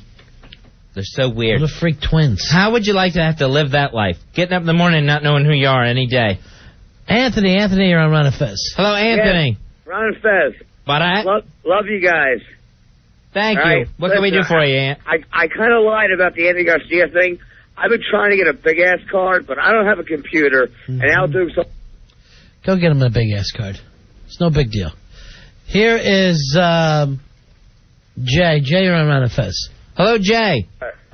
Ron and Fez, how are you? Good. We're really good tonight, just so everyone knows. But go ahead, Jay. All right, when I was younger, I was in camp and got hit in the chest with a baseball bat. And I broke my breastplate in half. And it healed with one side overlapping the other, and I can pop my chest out. Wow, I would love to have you come see us on Friday night. That would be lovely. And you can pop your chest out for us? Sure. We'd love to see it Friday night at the Cruel Circus. All right, hold on, Jay. You got... All right, get Jay's information. The Cruel Circus, it's going to be this Friday at Carava's place on West 4th Street, Manhattan. I'd like to get somebody with web toes there. That would be cool. I want to see that. My real dream is an albino, but that'll never happen, Fez. Maybe one day. One day we'll get a powder in there. Hannah Ham with her 3 toes is always a great one. Oh, yeah, she's freak show. Here is Keith. Keith, you're on Ron and Fez. Hi, Keith. Hi. Big ass card number 375 times trying to get it online. All right. Rory will help you. Okay, but no, actually, I have a my big toe on my left foot. Actually, I was born with 2 bones in it and missing a tendon, and it actually goes off to the like way to the right, and I can make it pop a whole lot. It's like really weird looking. Would you like to come out and see us on Friday night with our freak show? I would like to. Yeah, you want to hear it pop? Yeah. Oh, second. Okay. All right, hang on. All right, here we go. 1, 2, 3. Up. Hear it? No. I can't get it. All right. Well, No. yeah. Hold on. We're going to talk to you out the air. All right, we're going to try to confirm your toe. So his toe actually goes sideways. Hey, Chris, you're on Ron and Fez. Hi, Chris. Big ass card for 40 here. Hey, what's up, guys? Listen, I got a hot tidbit. All right. Daryl Hannah is missing a finger. Yeah, I have seen that before. Oh. From what I understand about Daryl Hannah is now she's saying she's not going to keep the finger cap on anymore. Oh, well, I haven't heard that That's one, because but, she's not in movies anymore. I smelled it, guys, and it's totally revolting. All right, thanks a lot. Take it easy. I'd love to have somebody with a missing finger show up. Somebody with an extra finger. Ah, that would be cool. That would be cruel. Here's Scott. Scott, you're on Ron and Fez. Hello, Scott. Yeah, I want to contribute to the list of freaks. Sure. Yeah, how about the Lutherans? Hey! Yes, I would consider them freaks, but freaks by choice. We are not freaks. Well, anytime you turn your back on the Lord, that's a freakish move. We have never turned our back on the Lord. We love the baby Jesus. Well, then why pick Luther Vandross over him? We did not pick Luther Vandross. We do not worship Luther Vandross. Luther Vandross is not the Lutheran Lutheran. Here's a young boy named Doug who says he's a freak. Doug, you're on Ron and Fez. Hey, Doug. Hey, Yeah. What can we do for you? when I was born, my biceps were twice as wide as my legs. That's fantastic. So now I can bench press twice my own weight. But can't walk? But he's only 6 pounds. How old are you, Doug? 12. How much do you weigh? 94 pounds. So you're already benching 180? Mm-hmm. And are your biceps still twice the size? Yep. So there's no kid. There's no 12-year-old kid who bench presses 180. So it's like you got your legs on your shoulders and your arms on your hips. Yeah. It's weird. All right, hold on. We're going to talk to him anyway. I love a freak. Here's Jim. Jim, you're on Ron and Fez. He's Popeye. Hi, Jim. Hey, guys. I'm an albino except for the tippy top of my hair. What color's that? It looks like a big blue monster. So did you purposely dye it blue at the top? I just want it to look like a big blue monster. You know what? We got to do something about Billy. The person you're trying to reach is drunk. And you know what? I'm sorry to interrupt the show with this, but I'm dying for some water. I have a bottle right in front of me, Ronnie, that Billy brought in. This bottle is so effing greasy, it's sliding out of my hand. I can't pick it up to drink it. Here's Bill. Bill, you're on Ron and Fez. Hey, Bill. How you doing? Hey, buddy. What can we do for you, Bill? Well, I want to be on tomorrow. It'll be actually Friday night. Oh, well, what's his name said tomorrow? Well, maybe you can come into the show. I don't know what's his name is. Is this Billy on the phones? No, it's Al. Okay, Hello. we'll move to Al. What can you do that makes you a freak? Well, I can put my own mule in my mouth. Oh, I'd love to see that. That would I'm be not perfect. a freak. Dude, I'm not a freak. I could just do it. Wouldn't you?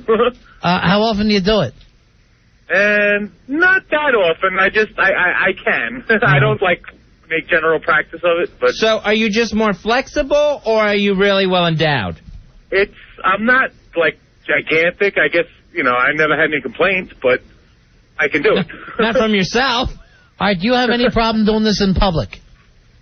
I don't want to be on TV or on the computer or nothing. No pictures of you. You'll just be in a dark club with a few hundred people. No, definitely not. You couldn't pull that off in front of a few people. No, Would you be what if they turn their backs? Would you be willing to do it in the studio?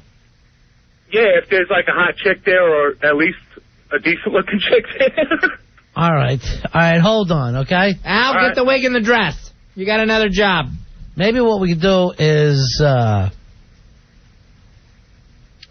wrap a cup around it or something. He just sucks on the cup. What's wrong with that? How would you say this name on line 8? Alicia? Alicia. Yeah, that's good. Alicia, you're on Ron and Fez. Hello? Yeah, how are you? Did we say your name right, honey? Alicia, it's close enough. Alicia, okay. Not all albinos are freaky. I'm one. What do you look like? Can we almost see through your skin? No, but I'm pretty pale. Do you have pink eyes? No, I have really dark eyes for You're not an albino. Yeah, I am. White hair? Completely, really gold blonde. I'm a black albino. You're just your golden hair. Oh, you're a black albino. Yes, I'm a black albino. Oh, okay. Both my parents are Jamaican, and I came out pale as day. Like some kind of voodoo baby, like a voodoo child. We just gave birth to voodoo Well, child. I can't look at myself on summer days, but it doesn't matter. Now, is there albinoism in your family, or are you first? Yeah, both sides. Both sides have albinoism. One in each country. England, 2 over in America. England? How are you going to tell? I don't know. Can't throw one a in rock Jamaica. without hitting an albino. What? This is weird. Yeah, I like her a lot. Really? Thank you. I'd love to be hanging around with black albinos, Fez. That's been my dream ever since I was a kid. A Jamaican black albino. Yeah. Now, when I was, I remember I was like 12 years old. I'm down in Mississippi, and I mean backwoods with these weird, strange relatives. It's just after dusk, just after magic hour. Right. And we're on this dirt road, and I mean, I'm freaked, okay? And running right in front of the car is a black albino kid. No way. And his eyes shined in the lights of the car. Probably red. And we all let out a scream. His light shine like a cat would. Yeah, well, worse than a cat. Kinda. I would say more like a mole. Oh. But it looked red? Yeah. Yeah, that does happen. And I let out a scream. I don't blame you. Haunted me ever since. Some albinos are very scary. I will give you that. They're frightening. All right, here's, do you only date albinos? No. All right, hold on. Here's Johnny on the other line. Johnny, you're an albino? Hey, Johnny. Yeah, how you doing? I got a big ass card, but it has no number on it. Okay. But, yeah, I'm a twin. Now, are you an albino? Yeah.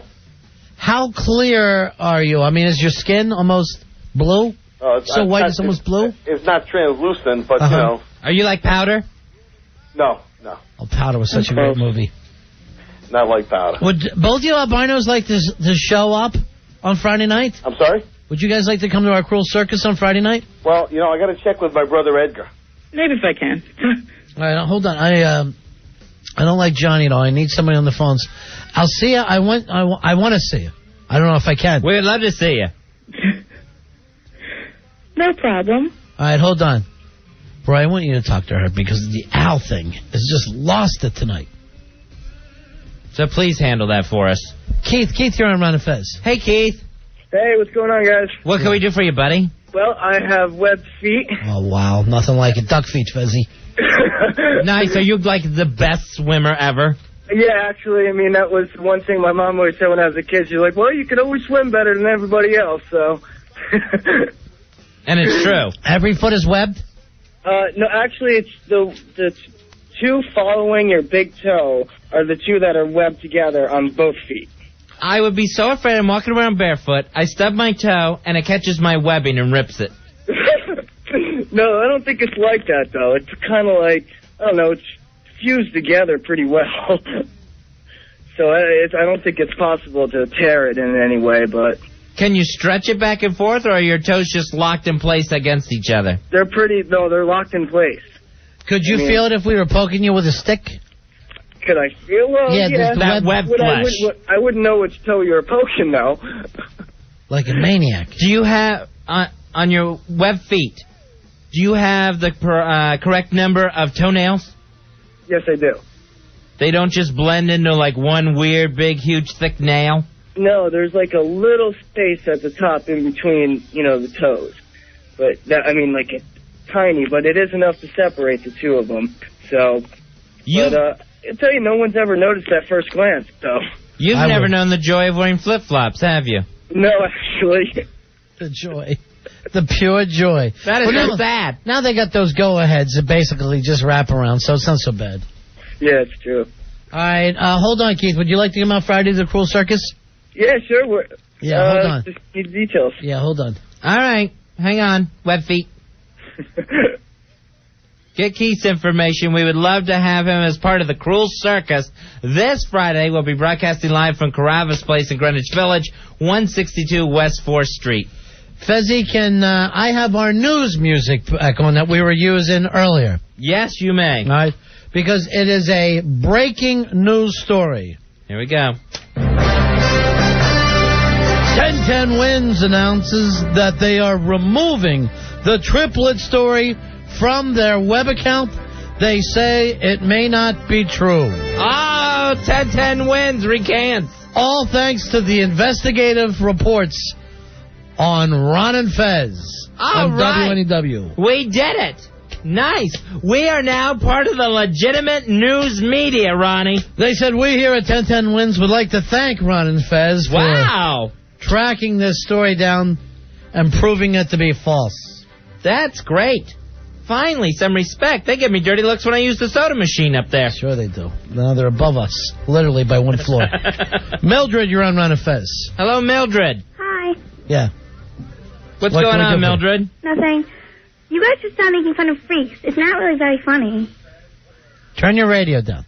All right. Okay. We need that radio turned down or we can't talk to you. I don't know what's going on out there. What the hell's going on? Who's running the phones? Oh, Billy took over now.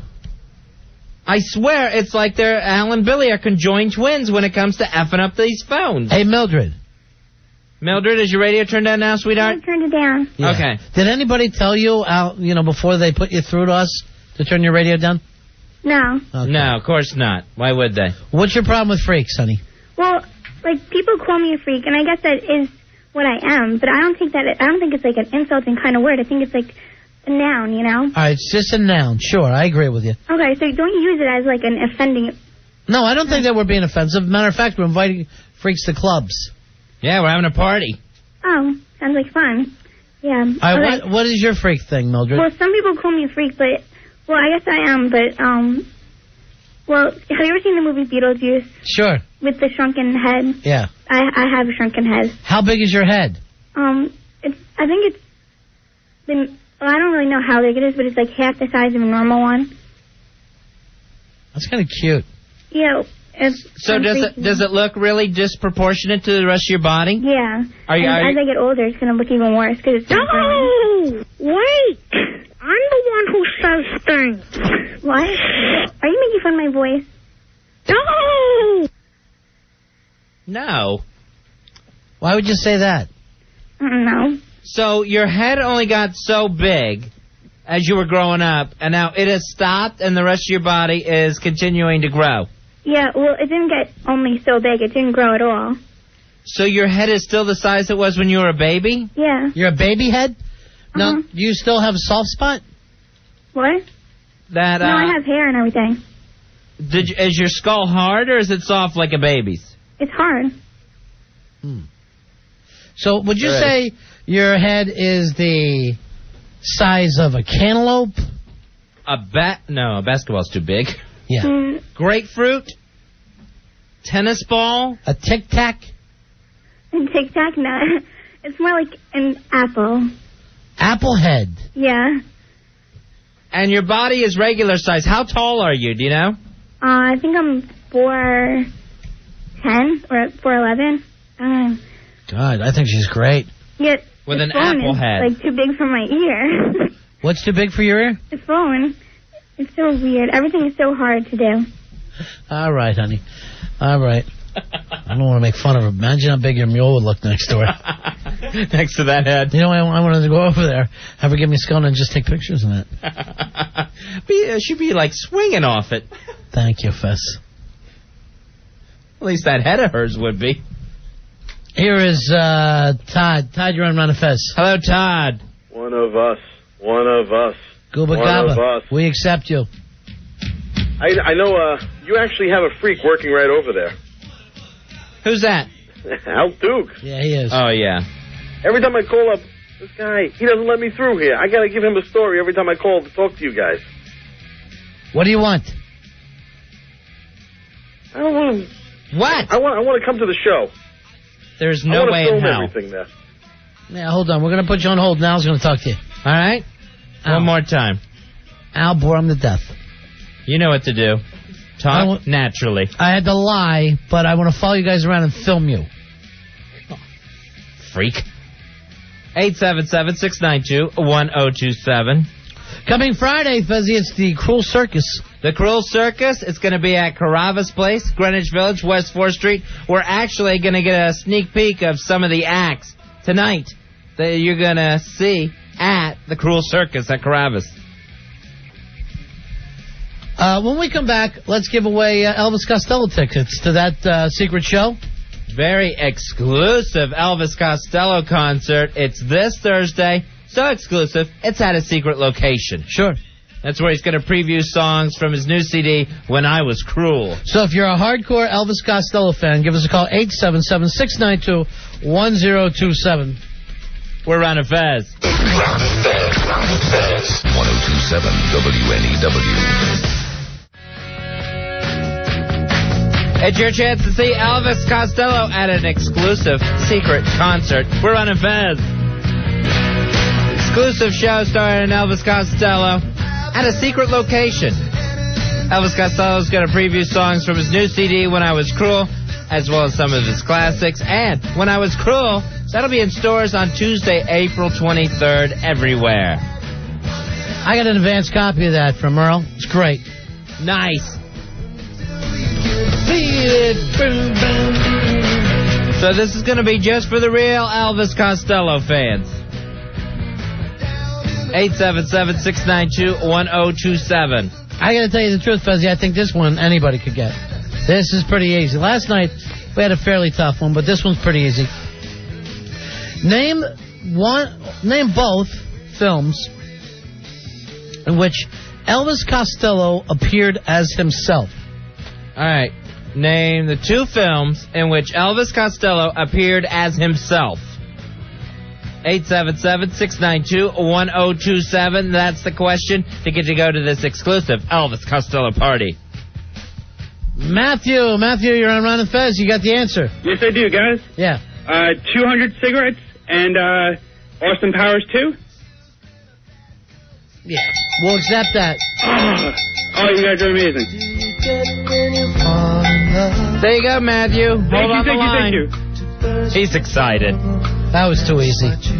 Here's Elvis from Austin Powers 2. This Fire Shagby. Never fall in love again. I'll never fall in love again. Now also, while we're at it, while we're giving things out, we got some Al Dukes mud packs on the line here, plus a chance to come into the studio Thursday to compete for 1 year's worth of WWF pay-per-view. 1 year of free pay-per-view from the World Wrestling Federation. You can order WWF's Backlash this Sunday at 8 p.m. live and only on pay-per-view. So we'll get another couple qualifiers. If you qualify, you get to come in Thursday, plus we'll give you an Al Dukes mud pack from the big-ass prize closet. All right, so WWF trivia, Fezzy. Here we go. Here's the first question for our first qualifier tonight. Name Dusty Rhodes' polka dot wearing manager when he was in the WWF. Was that Marna? No, I do not believe it was Marna. Not Marna. That's the question. Name Dusty Rhodes' polka dot wearing manager from when he was in the World Wrestling Federation. Kyle, you're on Ron and Fez. Yeah, I have no clue, but I'm a big-ass card holder, and I have no clue where my card is. Can I at least get a hoo-ah? No. Sorry, nothing for you, Kyle. Janet, you're on Ron and Fez. Hello, how are you? How are you, darling? I tried to enter your web contest, but they hung up on me twice. Who is answering your phone tonight?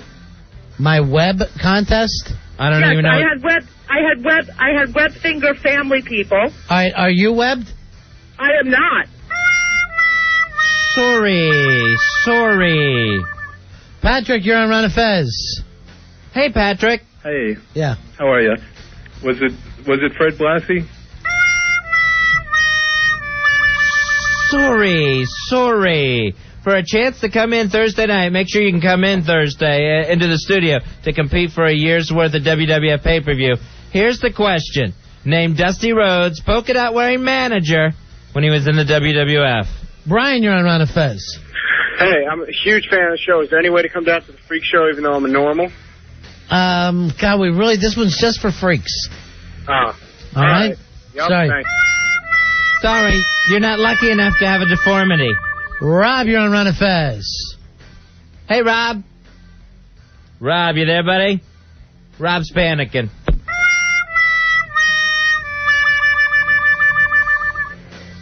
Andrew, you're on Ron and Fez. Hey, Andrew. Hey, what's up, guys? Hey, buddy. Jimmy Hart? Jimmy Hart, let me check. Sorry. Vince, you're on Ron and Fez. Hey, Vince. What was the question again? The question is, name Dusty Rhodes' polka dot wearing manager from when he was in the WWF. Sweet Sapphire. Let's check. There's the winning cowbell, Vince. Congratulations, you just qualified the winner. He's just, you're that strong, are you, Vince? Only Fez is my equal. Wow. Now, Fez, here's the thing. As good as he is at this, he's just a common man. Working hard with his hands. All right, Vince, so you're a guy who could actually use this free year. That's what I'm doing it for. All right, I'd like to get one, too, because I have Fez as a friend. I'll be at Ronnie's house this the Sunday. Ice cream cake. Yeah, with a free ice cream cake. I think he's got a free ice cream thing. All right, talk to Vince. He's qualified. He'll be in studio on Thursday competing for 1 year's worth of pay-per-view from the World Wrestling Federation. You want to do another one of these, Fez? Let's qualify one more person. Okay. All right, here's the next question. Name the WWF superstar that was known as The Rock before the current Rock. Before the current Rock, Rocky Maivia, that we all know and love. Was that Mishy? No, the answer is not Mishy. Sorry, not Mishy. Was that the one who did the stink face? No, that's Rikishi. I'm off tonight. All right, so read your question again, Fez. Name the WWF superstar that was known as The Rock before the current wrestler known as The Rock. This one is pretty easy. Al, you're on Run of Fez. Hey, what's going on, guys? Hey, Al. You have an answer? Getting brain freeze. Ahmed Johnson? Not Ahmed The Rock Johnson. Not always black guys called The Rock. Hey, Dave, you're on Run of Fez. Hey, Dave. Hey, Ron and Fez, how you doing? Good, buddy. I got an answer for you. What do you got, Dave? Don Morocco. There's the winning cowbell for Don The Rock Morocco. Thank you, guys. Dave, how are you at WWF Trivia? I'm good at like the mid-90s stuff, like the early to mid-90s stuff. Well, I would bone up over the next couple days. Fezzy, will we go back to the 70s? We will hit the 70s, 80s, and the 90s. None of the 60s stuff? Probably not the 60s so much. No TNT Tank Morgan? All right, hold on. Dave, you hold on. You're getting an Al Dukes mud pack for answering the question. Plus, you've qualified to be in studio Thursday to compete for the grand prize, a year's worth of pay-per-view from the WWF. Remember, Backlash is this Sunday at 8 p.m. live and only on pay-per-view. Fez, tonight we are going to be doing a big-ass simulcast. That's in 1 hour. In 1 hour from now, where we watch the Osbournes with you, America's favorite family. Coming up in just a few moments, we got somebody that's going to be on the Freak Show on Friday. Roy, from what I understand, he puts mousetraps on his nips? Yes, and then he lights them on fire. So he... As if it wasn't enough, people. So he puts the mousetraps on his nips, and then he lights the mousetraps on fire. Yes, his name is James. Oh, he sounds fantastic. I'm calling him Mousetrap. Mousetrap James. Fez had an idea. I don't know how all the guys are going to feel about this. You thought it would be fun in the middle of this freak show that we're doing, the Cruel Circus, to have something lined up for the guys on our show.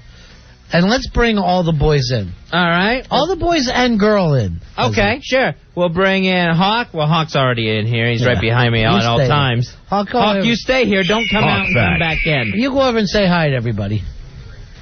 Hi, everyone. How are you doing? Line up by height and seniority here. All the people on our staff. Oddly enough, it's the same way. So we had the fabulous Al Dukes. Uh-huh. We have, say hi as we say your names. Hi. All right, we have Billy Staples. Hello. The Hawk, we just heard him say hi. Hello. Rory Hamptons. What's up? Wonderboy, the intern. Hello. And we need the Tenacious C. Where is Tenacious C? I know she doesn't listen to the program. Damn it. Did you just hear the maddest woman in the world scream, damn it, as he ran out of the studio to get his intern? God. Tenacious C, never piss off the faggot of the opera. Now, Al, what just had you so angry? Why did you just scream a very effeminate, damn it? Because if anybody who's down in the office, we just need to have the show on so you could hear it when we So, call you in. are you going to give the Tenacious C a talking to, a tongue lashing? Probably. All right, let's hear it right now. It seems like Tenacious C is in big time trouble with her supervisor. I've never seen Al yell at anybody and get away with it. So this is interesting for me. Now, why would this make you mad? Out of all the things that are effed up around here, like you backing up a story from 1010 Wins that they had to yank, that doesn't bother you. Right, but this is a simple thing. And the fact that Rory took you and threw you down 10 times tonight for saying caramel like a girl. Look, he's rubbing his palm. Your palm hurts, doesn't it? You get a little rug burn? Yeah. Anytime you hit the ground. Is that from running? Hey, anytime you hit the ground, it's funny.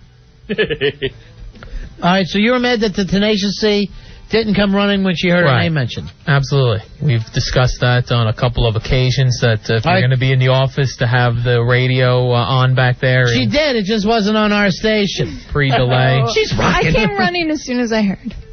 Well, that was a little slow. Are you listening on the delay? Why are you afraid of looking at the employee that you're dressing down? Well, she knows she did wrong. Yeah, but how do you know? Ow! She's an intern. Yes. She's a girl. Why are you... It should be no problem for you to make this one cry instead of you yourself. Everyone in this room is now dumber for having listened to it. Al, why are you afraid to make eye contact with the employee that you are reprimanding? Because it's getting discussed now in a group setting and better one-on-one. So you're saying on one-on-one you would let the Tenacious C just have it? Yeah. Both barrels. Just look at her, if nothing else. Look at the person. You can't do it. You are nervous. Well, now everyone's even though watching. Seconds ago you said, damn it. Oh, I yelled, damn it. Damn that C. Damn it! Damn it on the now! I'm in my moon, too, so that's not an excuse. I'm having female problems! Where's Tenacious C? Al, is something wrong with your ovaries? What's wrong with those things? I don't have ovaries. Anymore? Never. Never really? I'm sorry, honey. All right, so what is it you wanted to say before, so we can get this started? Just if you're going to be in the office. Look at her while you're saying You have to have All right, now, this show look at her on. laughing in your face. Because he's not looking at Your I'm bald-headed looking. face. I'm concentrating. That you have to have the show on pre-delay so you hear the live stuff. Come running down. Look at her. To come running down when Hey, you're called. Al, that's enough. I'm going to have to say you're talking to a lady there. Hey, back off, Sergeant Carter. You're being too mean. She's about to break into tears of joy. Of laughter. Al, the meekest person, not only on the staff, but probably in this station, just laughed in your face as you I reprimanded think she's her. laughing that there's a crowd here. My only pleasure is tormenting those people who work for me. That's actually being saying that on the way home in the cab. The joy we get. Yeah, it is. It's great. And in this case, Fezzi, we're seeing how the crap rolls downhill because Al Dukes just went into a tirade. Poor Tenacious C. I've never seen a face job like that. You ought to be ashamed of yourself, Al. The way you let her have it. All right, so let's get back to pre-Al losing it. All right, we have everyone in the studio now. Al Dukes, the interns, Wonderboy, Tenacious C, Billy Staples, Handsome Murray Hamptons, and the Hawk. Here's what we're thinking. A way for you people to show off your talents at the Cruel Circus this Friday in a friendly competition that doesn't involve the crowd. It just involves yourselves, our staff. Ronnie and I are thinking hot pepper eating contest. Ooh. Hot pepper, hot sauce. The staff goes at each other. Mano a mano a mano a mano a mano. Anybody who wants to be part of this, raise their hand. I'll go, look one at a time. There's Hawk's hand goes up. There's Rory Hampton's. We expected that. That means Billy's in. Tenacious C. You want in? Oh, I love hot peppers. Wow. The wild card? Are we looking at the wild card here who just got screamed at? Al Dukes. I'm in. And I can't believe this one. Wonderboy. Yes, I am in. You know this is hot pepper eating, not most moles on an individual's back competition. Is there going to be a competition for that? Because I would rather sign up for that. Yeah, you'll be showing the moles. You'll be showing off your freakishness, trust me. I'm going to take that guy's webbed toes and rub him back there. All right, so everybody is in. We're in. Absolutely. Now, this will be hot sauces, hot peppers, wasabi. And we are not doing any sort of BS where you have a glass of water or milk or ice cream. Yeah. There is nothing to drink during this competition. Not even water? No, not even water. Wow. You can have it when you quit, when you bail out, when you decide, yes, I'm a big fat loser and I can't handle it. But there'll be nothing in between. We're just going to see who can handle the peppers and the hot sauce. This may actually be the way to start the show. That way they have nice numb mouths for the rest of the night. They can't say a word.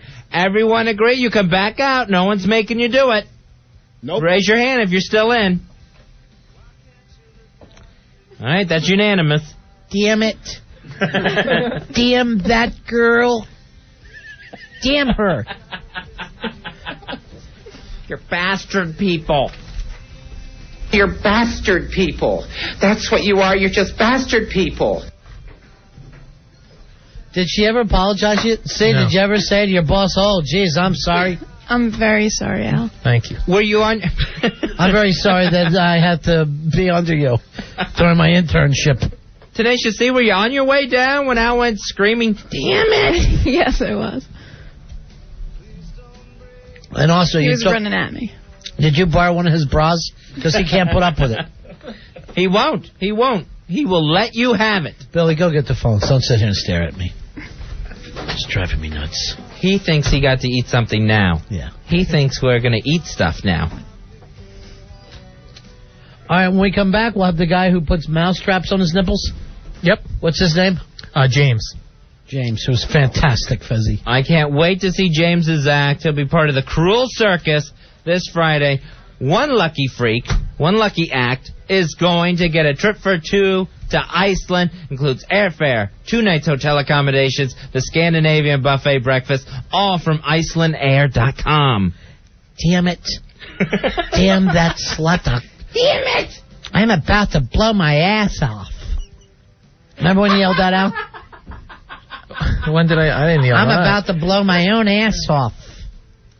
I swear, I'm going to rip off my own breasts and just throw them at her. I will. She'll get hit in the head with a breast. Well, where's Miss Tampooni in 2002? Don't make me apply Lee press-on nails and scratch your eyes out. I'll do it, Missy. Are you two dating the same guy? Is that where the heat comes from? Is that what the problem is? I don't know who she's dating, but I'm not dating a guy.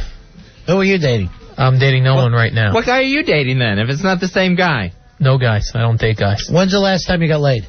December. Of what? What year? 2000. Why's that? I'm gay. Really? Well, that's okay with us. Yeah, that's fine. I never knew. I'm gay. All right, don't make fun of me like I'm stupid. Yeah, don't say like, duh, I'm gay. Hey, right. All right, on the instant feedback, I won't say the person's name, says, I have the same problem as Al Duke staring eye to eye with people. I don't have low self-esteem, but I'm just very introverted. Do you have a problem with that, Al? Yeah. See, I can't do it for any length of time at all. All right, I'm going to go over and see how quick we can stare him down. Okay. It's going to be Ronnie's very quick. walking right over to Al. That's good. Wow. That was like half a second.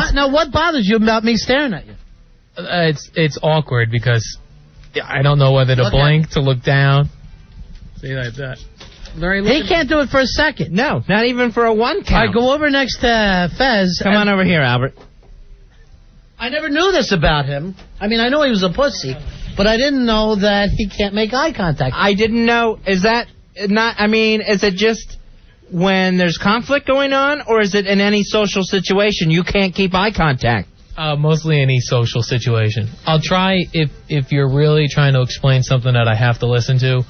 That's the longest I can go, but I still have to constantly look. You've always been comfortable. I mean, you've always known this about yourself, right? Yeah. I never even noticed. Now that I do. All right. Now, what Fez can't hurt you. He's not going to hurt you. I'm not going to do a thing, and you looked away after less than a second. He lunged away, afraid of your eyes, Fezzy, like your piercing Superman eyes. Just stare at me. All right, maybe it's because we're his bosses. Let's see if Hawk. Stare this fag down. All right, there's no one nicer than the Hawk. No one. Let's see how long he does it a little bit longer, and he turns and goes back. He can't do it. Do with Hawk? And time. Al, you are just this wonder of wonders where we discover something new every day, and it's always horrible. I'll look down, I'll scratch my eye. Ew. Scratch my head. All right, let's see Roy do with it. I see Roy does the same thing as me. Yeah. Roy actually does like the Sergeant Carter in the face look. All right, let's also bring the Tenacious C in. All right, because Tenacious C. Yeah, and Wonderboy. Damn it! Get her in here! All right, step up to him, Tenacious C, and see how long he can make eye contact with you. That's good. All right, well, that was a second. But why would that bother you? That's it. I made the contact. I move on. All right, Wonderboy, you go over. It's a staring contest, Al. Let's see how long I'm going to win. Staring contest. I immediately go right with my eyes. Do you know you're doing it? Are you just giving up and saying, no, I'm going to turn away? No, you can't control it. No, it's looking at the pupil that throws me off, the dark circle in the pupil. The pupil grosses you out? You can't look at it? Let's try to do it from across the room. You can't see my pupils from there. Yeah, you can't do it. It's still, now everyone's staring. All right, here, he doesn't know which way to look because I gotta rub my I'm going to do a favor. I'm going to come over there with sunglasses on. Oh, that's a good experiment. See, we try to teach here as well. You could still. We try to do some science. You could still see your expression with the glasses. He won't look at you, Ronnie. You're not even getting the part of a second. You're not even getting a beat. Oh man, that was a good experiment. Trying it with the sunglasses on. So, see, Ronnie eliminated the pupil factor, and you still couldn't look at him. I'd love. Well, hold on. I was just going to say I'd love to talk to the Horde King. And here's what he says. He says on the instant feedback, because I'm going to see why Al does this. And the Horde King says the things Al does to make everyone else feel better about themselves. That is the truth. Because it is a feeling of power from all of us to stare down a guy, especially the people who work under you. How does that make you feel, Wonderboy? Great. Not any accomplishment, unfortunately, but it still The feels interns nice. feel great that they have something on their supervisor. They can stare you down if they have to. Now, you told us sexually before, Al, you can only last 5 pumps, right? Sometimes. Maybe the thing is you can only look for that long, and then you turn away and it pops out. I never looked at it that way. Maybe. I don't know. Can you stare directly into the vag? He can't Without your eyes burning? He can't turn around and look at the brown eye. That makes him glance down. Because it winks back. He's afraid it'll wink back. I've never even heard of this, but I guess it happens with some people, huh? Now, what's the feeling? Do you feel like your eyes are watering up? No. Do your eyes hurt to look at somebody? No, they don't hurt to look, but if I'm looking for a too lengthy period of time, I feel like I have to, like, just rub my eyes. Why? They don't hurt. Do they feel like they're drying out? Like you could use some Visine? No, it's just the focus on the eyes from one eye to another. Just throws me Which off. one do you look at the longest? I think you do me and Rory the shortest. I think But Wonderboy. we have the power of glare. What about C? No. I let More C Wonderboy. go over and not just look at him, but judge him sexually and try to wonder what it'd be like. And now, Al, I want you to look at a young lady who's I can't judging you. do. Al, stare at her while she judges you sexually. That's strange. While she tries to visualize your 5 little pumps. This was so cute. Al was attempting to do it. Tenacious C was staring at him, and you know what she did? What? All right, stare at me. I'll do what she did. Yeah. Oh, she gave him the sweet thing. Yeah, she gave him the sweet head tilt. Yeah. She got all cute on him, and he immediately diverted. He turned away. Why can't you make it easy for any of us straight guys? What are you doing running over to him with it? I'm sorry, Ronnie. Now, Now, come over there? You come over there and give me that thing, and they're going to find Chandra Levy before they find you. All right, so just go over to him, and this is the sweetest girl. Yes, we all very love nice. the Tenacious C. But she's going to judge you sexually and try to visualize what it's like to be disappointed by a 5-pumping little wimpy. So turn around and see how long you can do it, okay? It's gonna be She's just going to visualize. There you go. You couldn't even do it a half a second. All right, why do you think Wonderboy? Because that bothers me. Why am I telling you that? It's annoying. Go over there, Wonderboy, and let's see how long he can last. And don't give him the sweet head tilt. That's a long one, though, for you. That's almost over a second and a half. Yeah. Where me, Rachel, the Tenacious C, and Rory, we don't even get a half second from you. I think you went pretty far with Hawk. That had to be like a second and a half. Yeah, Hawk, I could do longer. Ew. What about staring? Isolated! Hawk is so bad. 9:44:22 on the tape. Hawk is stomping his foot. He's furious that he's now an owl drop. I also sometimes if I'm in a situation where I have to make a lot of eye contact. I just want to say this. She's still judging you sexually. Why you speak to me? Well, I'll look the other way. I have to do this, and I don't even know if you'll be able to see what I do with my eyes. I haven't seen it. And I try to look You away. open them really wide to... I close them really tight and then pop it open real quick. Like hoping the people are gone when you pop them open and What they're still the there. F is... How come you have so many things wrong with you?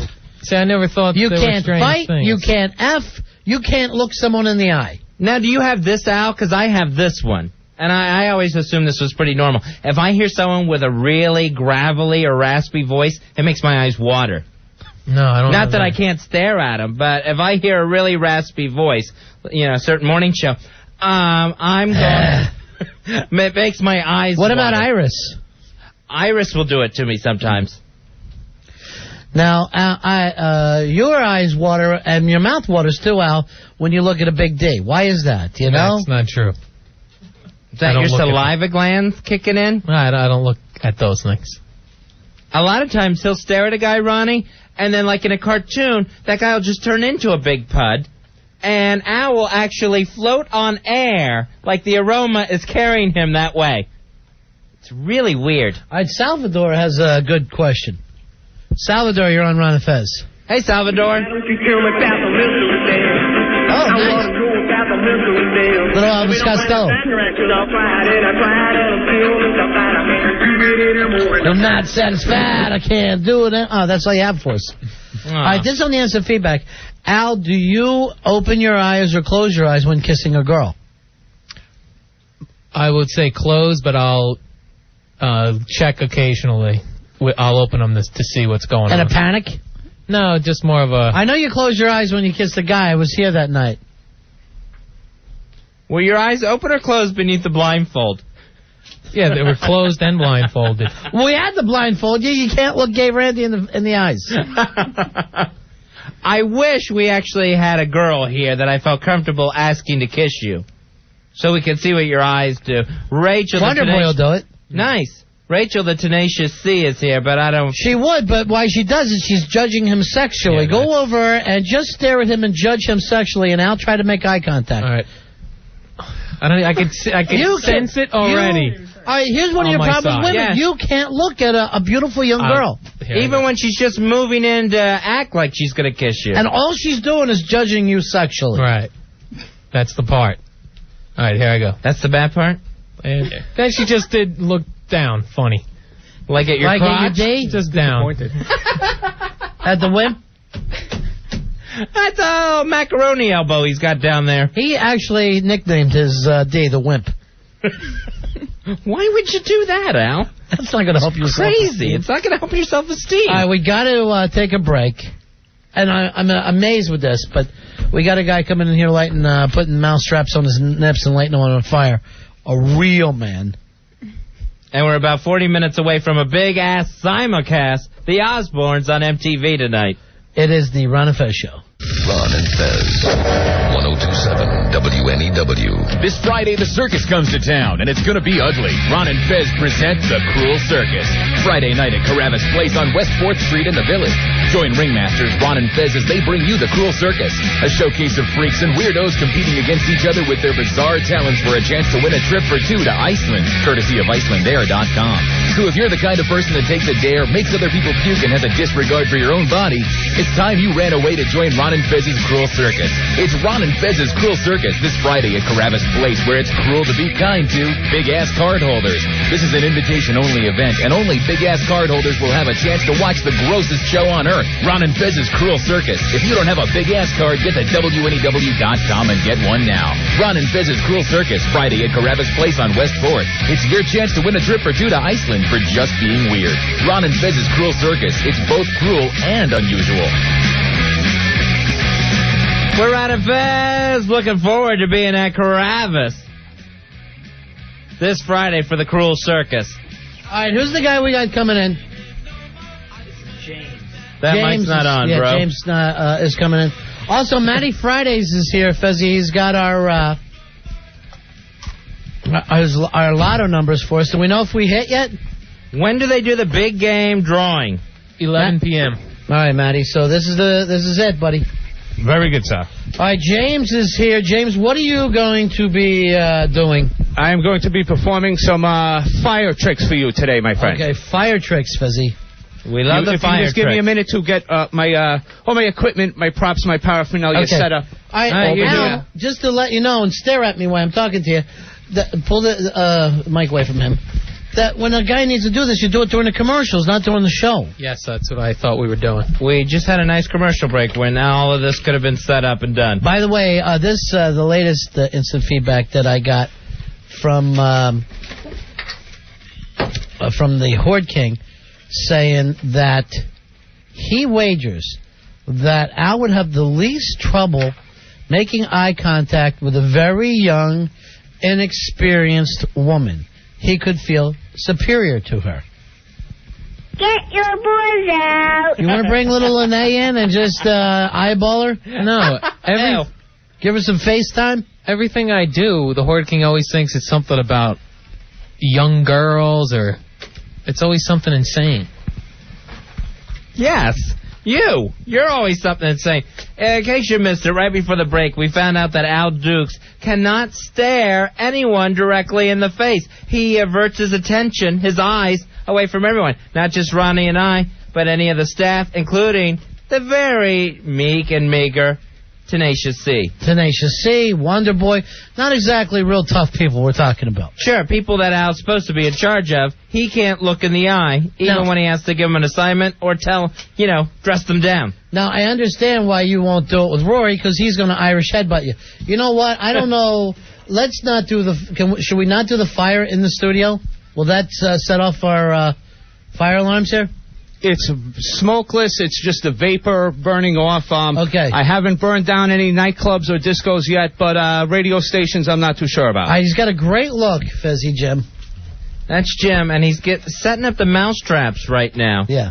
And the mousetraps are going to go on your nips. Yes, I need to first make sure that these are brand new mousetraps, just so that you don't think I just got them from the exterminating place. Ow. Oh, that one just went off on his hand. Yeah, that happens once in a while. Well, he was trying to set them up. Real scan up for germs. Okay. That's fine. all right. That didn't go over, but it's going well. Real work. Al, I need you to always during the commercials set these things. Look at me when I'm talking. Set this stuff up. Look at Ron. I was trying to set all this stuff up. This is what I asked him 100 times, and he told me he was all set, all ready to rock and roll. You want to run down the hall and yell, damn it, one more time, Al? All right, here he goes. Okay, we're going to be placing the mousetraps on the nipples. All right. You can't say nipple, the whole thing. You just say the nips. Very good. Even though we're in this, whatever, post 10 o'clock, effing lie. Even though we're in Safety Harbor. Right. Safety Harbor, where the artist is running the deal. City commissioner. Oh, naughty. Robin is the city commissioner and we'll be fine. All right, so the mousetraps are on the nips, Ronnie. Affirmative, yes, they would be. Now, what's that? I mean, that doesn't hurt you at all? I'm sorry, I can't hear what you're saying due to the excruciating pain through my brain. That's good stuff. See, he's got like a little comedy with it as well. All right, Yes. so he's got the... Well, if I can mention one thing first, I have a Bjork fetish. You like Bjork? I love Bjork. He wants that trip to Iceland, Ronnie. I do. There's nothing. I believe this contest is all about taking it to the next level, and I'm crazy, and I want to take it to the next level. All right, and to him the next level is stalking Bjork. I've even brought a signed note from my psychiatrist, Mr. Fez, if you can read that. It's upside down. Yeah. Yeah, there you go. This mother effer is crazy. All right. So it's a real... scientific. Almost New York street show we got going on here. Yes, I actually was down Washington Square, Ronnie. I was down in Tompkins Square doing my act. I made $20. That's how I got camped up here. Can we dim the lights, or is that... Yeah, we can dim the lights. All right. Dim all the lights, sweetheart. The mousetraps are right on the nips, and it's like it's not even phasing James here. Yeah. All right, now he is lighting All right, they dried out the mousetraps dried out. In the short time it took nips are fine. All right. Oh, this is a great show. There they are. They're on fire. Yes. The mousetraps are on fire. Yeah, there they go. And you got $20 doing this? Kumbaya, my lord. Look, no, but I did get some marshmallows toasted. He's the human campfire, Ronnie. Now, anything else happen from there? That'll be this place will be going crazy during this part. Yeah, I think so. I had a few other acts, but Al told me to keep it to one, get it in, get him out, bust him up. What are you saying now? You have that stapler trick if you want to try that. All right, Al, you're like a regular Ed Sullivan. What happened? What's the stapler trick, Al? I think he staples the piece of skin that goes from your thumb to your index finger. All right, I don't know if I want to see that. Save it for the... You just do a staple right through it? Yeah, go ahead and do it. Yeah, I mean, getting it is the easy part, but getting it out, you know. That's the hard part. Now, is this something you do in your normal act? There's a guy on the phones who's had his stomach stapled, and he's same big deal. Let me guess, his name is Billy. Have you had your tetanus shots? What is that? All right, well, we'll see that. Oh, you're going to do the staple trick now? If you want. I don't know. I had some other tricks prepared, but, we'll do them Friday. And, we just wanted to make sure you're the real deal, Holyfield. Yeah. And it sure looks that way. So, guys, do your stapling bit. All right, this may take a second. They're going to go crazy. Then we're going to pull it out. Yeah, you got to give me a hand here. Al will pull it. Al, where are you going to pull it out? Staple through. He's got a piece of wood. He's got a staple gun, and it's that little webbing in between your thumb and your index finger. And he's going to staple The trick is to get it on the side, the correct angle. Right. Let me get the mousetrap out of the way. And he's going to staple that with a staple gun. Oh, wait. I got to put the staples in because they need to be bedded down. Yeah. Why don't we do that part on Friday? Let's do that on Friday. We'll get everything betadined and taken care of. Yeah, everything will be very nice and sanitary. I love the act, though. I think we're looking at the winner, the guy that's going to meet Bjork, Fez. James, I think you got a real good chance at the Cruel Circus. Yeah. Now, just let's see how long Al can make eye contact with you, James.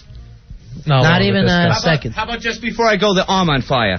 Yeah, you want to do that on his way out the door. And I got the records, too. We were going to do a DJ style. Yeah, we're going to do that later. But you light your arm on fire, and then you're waving goodbye to me and Fez. Okay, that sounds you're leaving good. our studio. All right, you wave to us with a burning arm. Yeah, That's a good act. Yeah.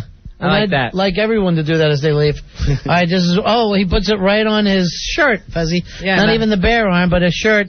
He doesn't have matches. That's always a problem. His nice flannel shirt. I got to wear this to work tomorrow. There he is. All right, there he goes. He's on fire. Waving goodbye to us. Goodbye. Very good, sir. Oh, there I he love goes. it. I love the act. All right, that's James. Wow. One of the competitors. Keep him waving all the way out, down the stairs. Yeah, into the elevator. Into the elevator, past security. And right out onto West 57th Street. Nice. Fantastic show. That's good stuff. And when he left Ronnie, still had the mouse traps on his nips. Hey, Forgot to take them off. I have an instant feedback from Billy Staples' wife, who said, you will always look past her when you talk to her, and she's always felt somewhat hurt by that. The times I've talked to her where I've seen her in person, it was a non-respect. Was at the big-ass night of fights, and I had many things on my mind. I didn't have a lot of time to be chatting with people. I do recall that, though. One of the things on your mind was the canvas, as your head kept hitting it. All right, we got another guy who's going to come in. He can drink a gallon of milk, which we know from doing this before, physically impossible, Fez. Can't be done. Can't be done with the vitamin D whole milk that you can down a gallon of it and keep it down. Yeah. You're going to get a big mucus ball in your stomach, and it never, ever works. Does he have the vitamin D whole milk? Oh, yeah. Oh, yeah. How are you, my friend? Not too bad. How you doing? Now, you've actually done this before? Yeah. How much time do you need? 15 minutes, 20 minutes. All right. And your name is Adam? Mm-hmm. All right. Adam? Congratulations. To me, if you can do this, I don't see how you're not on your way to Iceland. Let me tell you something. I made half my high school puke doing this last year. Yeah. Yeah. What, are you out of high school now? Or? Yeah, I'm in college. Good. What Good school for you you. go to? Yeah. What school you go to now? Trenton State. Wow. That's They have a good dairy program there? Yeah, it's great. Good. Yeah. Good. Well, cheese. And when I say I'm at Cheers. All right, why don't you get started? Okay. And you think you need about 20 minutes? Yeah, 20 minutes should be fine. All right, that'll take us right up to the big-ass simulcast of the Osbournes. I noticed you're using chocolate. Is that cheating, Fez, you think? Nah. No, it's the same thing. It's just for taste, right? Yeah. The same principles apply. Exactly. That'll turn the cheese in his guts before he can finish it. All right, as long as we know this chocolate isn't some sort of advantage you got here on us. Oh, yeah. No, I don't think it is. Genuine Nesquik, boys. Yeah. Now, do you think that by doing it tonight, you're still going to be able to do it on Friday? I hope so. Yeah. You do maybe drink a gallon a night as you're enjoying with your meal? Yeah, gallon every night. Fezzy said the grossest thing to me today. Fez said that he likes to drink milk on a hot summer day because it's a thirst quencher. And I got so sick just thinking about it because it was like 92. We're walking down the street. I don't know what the attraction is, what the craving is. That's probably a better term. What the craving is. Hot summer day, come in, get that big, icy cold glass of milk. It feels great. Milk when it's hot is never good, Fezzy. Yeah. Never good. He's right. I don't know why it feels good. All right, well, let's let him get started out. We won't even bother him. We'll let him sit over there in the corner and just relax and work at his own pace. All right, we'll check in with Adam from time to time. Yeah. Just see how he's doing. As he's drinking. Al's just whispering. Yeah. Al's whispering into him going, I love you. I could stare right in your sack, he's saying. Have you considered going out with a radio producer? Because I think you're really attractive. Now, the milk's turning me on. That's so sick. It reminds me of just a big glass of spunk. Fez and I were at the museum today because I have family in town, and we went out to the museum, and there's nothing like seeing Fez Whatley in front of modern art because you just have no respect for it. I have no respect. I have no patience for two blue lines on a white canvas. And my only question is, this is hanging in a huge World famous museum. Yeah. It's a big, huge canvas, white canvas, 2 blue lines going down the side of it. I wish I knew what it was called or who did it. Yeah, we probably could have found that one out. Is it just famous? Is it just in a museum because this person was the first artist to simply do 2 blue lines down a white canvas? I mean, it's not hard. Any child that could stay in the lines could do it. There's nothing that you or I couldn't do if we had the canvas and the paints. Now, like you said, a lot of those people are famous for stuff that you actually said that my niece could have pulled off. Yes, and I've seen her do better work in some instances. I don't think she does it on purpose. I think, and I would love to talk to an artist about this. 877-692-1027. Who is the famous artist who kind of does that squiggly thing? He worked in the Village and in Long Island, and they just did the movie on him last year. Pollock? Yeah, Jackson Pollock. Jackson Pollock. You looked at the Jackson Pollock thing, and you said to me, any 4 or 5-year-old could do this. And I go, he's like really one of the most famous American artists that we have, Fez. That is true. It's absolutely true. The difference between me and Fez is I'm ready to say that I see the Emperor's clothes if enough cool people are. But that is just paint squirted onto a canvas. It's different colors. It looks like the Nesquik that Adam's adding to his milk here squirted all over a canvas. I don't understand why some of that would be considered really, really powerful stuff. The other thing that got to you was the paintings that just was like one was yellow, and then the next one was light blue, and then red and purple. It was just rectangular canvases all in a row, and they just had different colors. One was orange, one was pink, the next one was yellow, and it looked like the things you get at Sherwin-Williams. When you're looking paint splotches. Yeah, when you're looking to pick out a color and you're looking at like different tones of yellows or oranges, it looked like that. All right, Rich, you're on Ron and Fez. Hey, Rich. Hey guys, what's up? Yeah. Jackson Pollock was famous. He's the first one to do that type of stuff. But why does that make him famous? Because he was the first one? I guess so. I mean, what if I was the first one to paint using, I don't know, like a shoe instead of a paintbrush? Would that be considered brilliant? I'm not trying to be rude about it, Rich. I'm just asking. No, you're right. I mean, I don't think much of it either. I mean, a 4-year-old girl can do that same stuff, but that was, what was that, back in the 40s he did that? Yeah, all right. But that doesn't matter to me. I mean, when it happened, you either like it or you don't like it. I mean, Jackson Pollock did this. Yeah. He squirted paint all over a canvas. His hangs in the Metropolitan Museum in New York City. Right. Someone else did the same thing. Why isn't theirs in there? If Ronnie squirted paint all over a canvas, why isn't his put right next to Jackson Pollock's? All right, because it's abstract, Fez, and I don't think I would know. I don't know what that means. Well, I don't think I would know what I was doing if I did this where Jackson Pollock does. Like, he probably really can paint. Like a picture of Fez that would look like you, where I couldn't. I'm sure the man has talent, but we got to see one of his old paint rags today. No, they all look like that. That's the beauty of it. Now, somewhere along the line, somebody has to say, this one's better than that one. I don't know what that's based on. How do you tell? How do you tell? When it's all nothing but squiggly lines, how do you tell what's a great painting and what's not? Is it because it's the biggest? That thing is huge we looked at today. That was gigantic. Is it? He's the wall. He's the biggest, so he's the best? He wins? My problem is, Fez, I know that you feel that way. Don't be yelling it around in front of the black-clothed art people that I'm trying to hang out with here in New York. That should be my crowd. I shouldn't be going places with Billy Staples and Wonderboy. We looked at very moving Van Goghs. We looked at some of the Dutch masters today. You liked it? Well, the Van Goghs, it's not all that great. And then we get into this stuff. It's like the further we've gone in time, the worse painters we've become. Now we're Jackson Pollock in the 40s and the 50s. Yeah. We're down to squiggly lines at that point. Now, yeah. Then we walk through this other thing, a little bit newer, and it's just solid colors. It's Sherwin-Williams.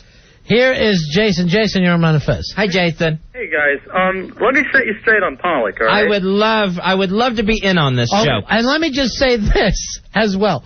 Fezzy was walking around and he was so angry, he was calling him Jackson Pollock. Well, that's true, too. Nice. And I just want to point that out. That was because really... it looks like one did it.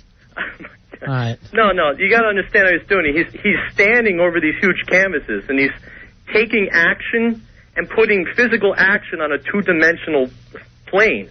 I mean, he's trying to get movement. Couldn't I do that if I was swinging paint around as hard as I could? Standing on a canvas in his bare feet? Well, everything is all purposeful. If you look at it, every stroke, every swing of the brush, it's all purposeful. It doesn't look purposeful to our ridiculous, idiotic eyes. Now, Jason, I see you like laughing at us, like we don't understand. But if we go to a movie, we expect to understand it. If you don't, you go, what the F was that? Nobody gets mad at you. Well, that's what you got Paul O for. But with a painting... So, Jason, you're telling me that in this giant... Do we know that one famous big squiggly brown thing that he painted? Yeah. Whatever that's called? Squiggle time. Brown squiggles. What's it called, Jason? The Pollock. All right, the Pollock. You're telling me that Jackson Pollock knows why every single little squiggly line is in there. Each one has a purpose and a meaning. Well, no, the movement is the purpose. It's also random at the same time. I mean, it's obviously like a random, it all looks random, but it's you're seeing what Jackson Pollock's movements, how he painted, it's all right there for you to watch. Bowel movements? Ew! Well, I guess that's the brown squigglies you're talking about. Is it the fact that, yes, this canvas is so gigantic, and he filled every single inch of it. There's not one blank spot. But here's what impressed me. He could do a painting in 14 minutes, Fez. All right, thank you, Jason. No problem. We didn't quite understand it. That's a spirograph. A spirograph puts out a more concise, clear picture than that. And by the way, the one we're talking about, Roy Hampton's found it online. That is Lavender Mist #1, done in 1950. Nice, that's a nice one. Lavender Mist #1. It was much better than #2, which was really just bringing back the same characters, Fezzy, and then having the shark become even bigger. Trust me, #1 looks like #2. Oh, please, Fez, this is my problem with you. Tyler, you're on Ron and Fez. Hello, Tyler.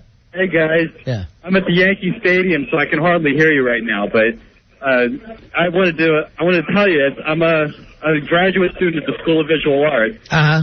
And, we have a saying there, if you can't make it good, you make it big, and you make it red.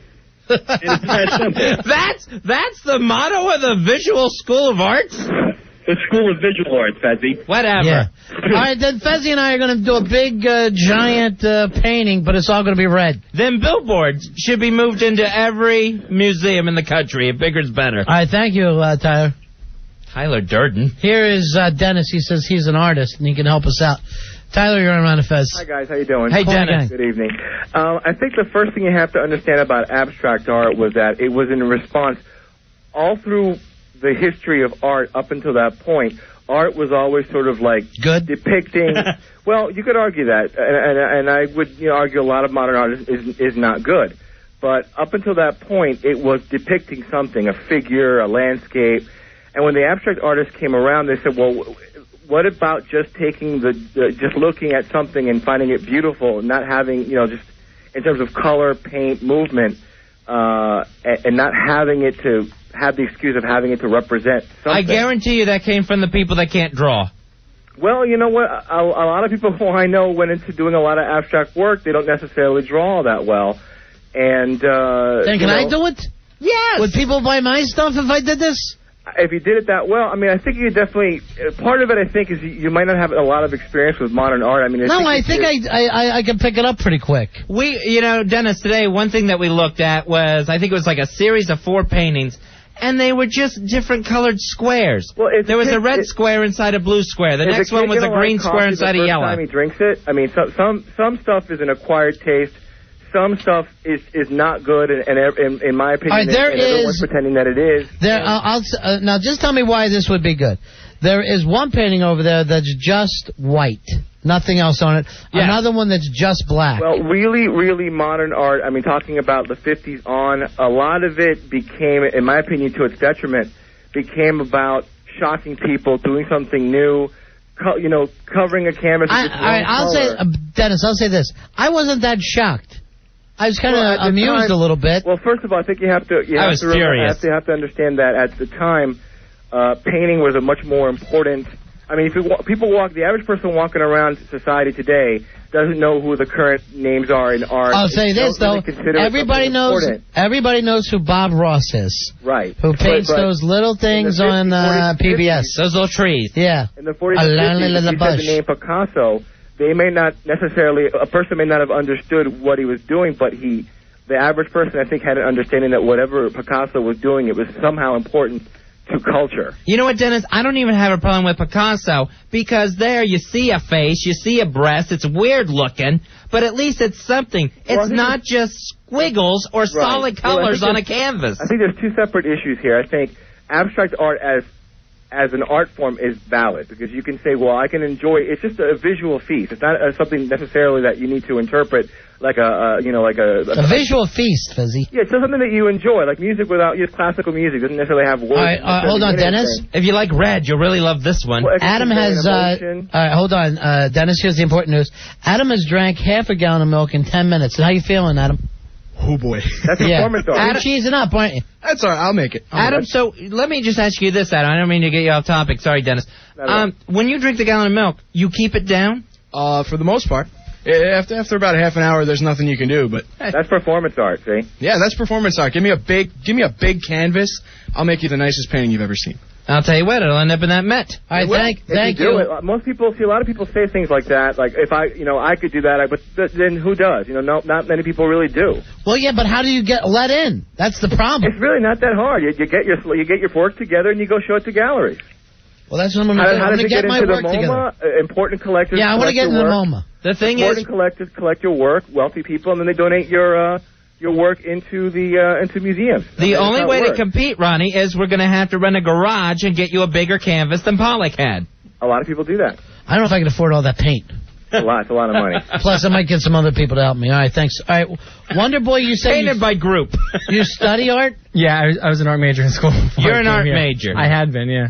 Before I switched to radio. What are we talking about here? All right, well, the color paintings that you're talking about, Fez, the ones that are just one color, those are called color field paintings. And what somebody did was they decided that it would be exciting for people to stand so close to the painting where the only thing you could see is that one color. So that's like, even though the technical I like to put on sunglasses. It's not that exciting. It's one of those things where someone thought it would be, theoretically, it would be impressive to do that. To see that much red up close. All you see is just red when you stand there. That's why it's called color field, because your whole field of vision is taken up with that color. And then the guy with the two color paintings. It would probably be really cool to see my crap up that close. I'm not putting it on a canvas. Just flush it is all I ask, Fez, because you're leaving it in the bowl. I forget. My mind wanders. All right, here's Chrissy. Chrissy, you're around the Fez. Hi, Chrissy. Did you ever go to the Salvador Dali Museum? Sure. He's a modern artist. But he can draw. Yes, everybody likes Salvador Dali. So everybody who's ever done acid loves Salvador Dali. Is that it? Yeah. I figured. But it was fun. It was better than any of the Jackson Pollock paint splotches. At least you could see something in it. All right, I don't want you attacking and acting like you know stuff, okay? Well, it was interesting. Yeah. It's the only bit of art I know. Someone rolled a ball. She left the museum chasing it. Now, the only guy that I ever liked is the one who does all the pictures look like Opie Cunningham is in it, and he's running back and forth. I think he did like Look Magazine or Life Magazine. Norman Mailer? Norman Rockwell? Norman Rockwell. Rockwell. Yeah. Mailer. Norman Mailer is the author. Right. All right, Rockwell. Now, to me, that's drawn. I'm like, oh, my God, look, that kid just stole an apple, and now he's running away from the cop. Look at that. How much for this painting? He's in the doctor's office, his pants are down, and he's going to get a shot. I'm making Adam laugh over here, Fez. Adam, is this interfering with your work? Oh, I'm going to die if you guys keep making me laugh. Adam is in the studio tonight. He wants to be part of the Cruel Circus. He says he can drink an entire gallon of milk. Told us he could do it in 20 minutes. All right, Fezzy. He got 6 left, by the way. Tasteless Jenny just brought this in. It's the artist's name is Keith Bodway, and he takes an enema of paint and then squirts it down on the painting. Now, this guy's doing something. He is filling up with paint, and then he's dropping it back out on a canvas. And that's talent. He's been shown in L.A. Well, and that's one of his paintings in front of him there? Paintings in front, yes. All right, here's art coming up, and we're going First to do it. Fezzy, we got to take a break so that we are ready to simulcast, big-ass simulcast, the Osbournes show. What you want to do? Turn on MTV on your televisions, watch the Osbournes, turn down the sound on your TV, turn up your radio to Ron and Fez. We'll have the broadcast and our commentary of the Osbournes on a big-ass simulcast coming up next. We're Ron and Fez. Ron and Fez. 1027 WNEW.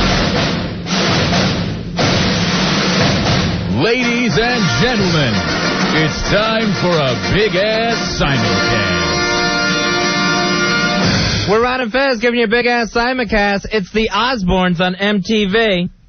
I'm not getting anything there, Hunt. You're going to have to give me some sound, bro. You know, the whole point of this is so that we can watch along with them. All right. We're not getting any of the actual MTV feed here. The good news is that we have 5 producers frozen in their steps. While we're doing this, we'll check over with Adam. Adam, how you doing on the milk? It looks like you're not going to make it, buddy. Adam's here to be part of the Cruel Circus, wanting to drink a gallon of milk. Very bad, guys. This is not working out for me. Just keep finishing it. Until we can get the sound fixed, I want you drinking that milk. He's got about 7/8 done, Fez. He's doing good, but... All right, you did something to my mic now. I sound really weird to myself. All right, this is great. We're doing the deaf version of the Osbournes. And Ozzy's drinking again. He's down in some wine. So can we not even pull this off at all? Is that the problem? Someone's going to have to start talking to us. Yeah, is one of the deals that maybe we should have checked on this? Someone could have checked? I'm going to try something else right now. Yeah, you got to do it quick because... we're missing the show. We're telling people we got a bit that we're doing and we're not pulling it off. We plugged it all night, all week.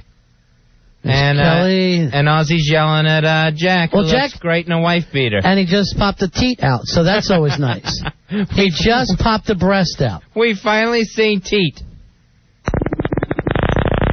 Oh, this is perfect, Roy. Thank you. Now we're making UFO noises. We're basically on a submarine. There's Ozzy walking his dog like a half an a-hole. I guess... that dog takes off, it's going to drag him down the street. Jack is chasing him. I'm really mad about this one, Roy, because it looks like... Look, they're fighting over the dog. Jack and Ozzy both want the dog. It's stupid for us to do this. Yeah.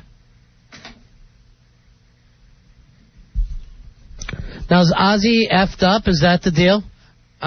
We saw him drinking the wine. His leg is still hurt. In this episode, he's supposed to rejoin his tour. So, and we're waiting for our sound. We're not going to be able to pull it off, so you guys feel free just to turn on your TV. Enjoy the Osbournes. Because there's no way we can pull it off here. Okay, well, thank you, Adam. Adam gave that a try. Adam couldn't finish his gallon of milk. Are you going to still come in and try it on Friday, Adam? Yeah, I'm going to go hurl now. What do you think the problem was? I think I ate too much for dinner. What'd you have? I had a sub sandwich. Okay. I'm starving. So come in hungry on Friday, Adam. Good luck to you, my friend. If you throw up, don't throw up in this close bathroom. Go find a different one. Please use a different bathroom, preferably on a different floor, because there's nothing worse than milk puke. I was checking over... all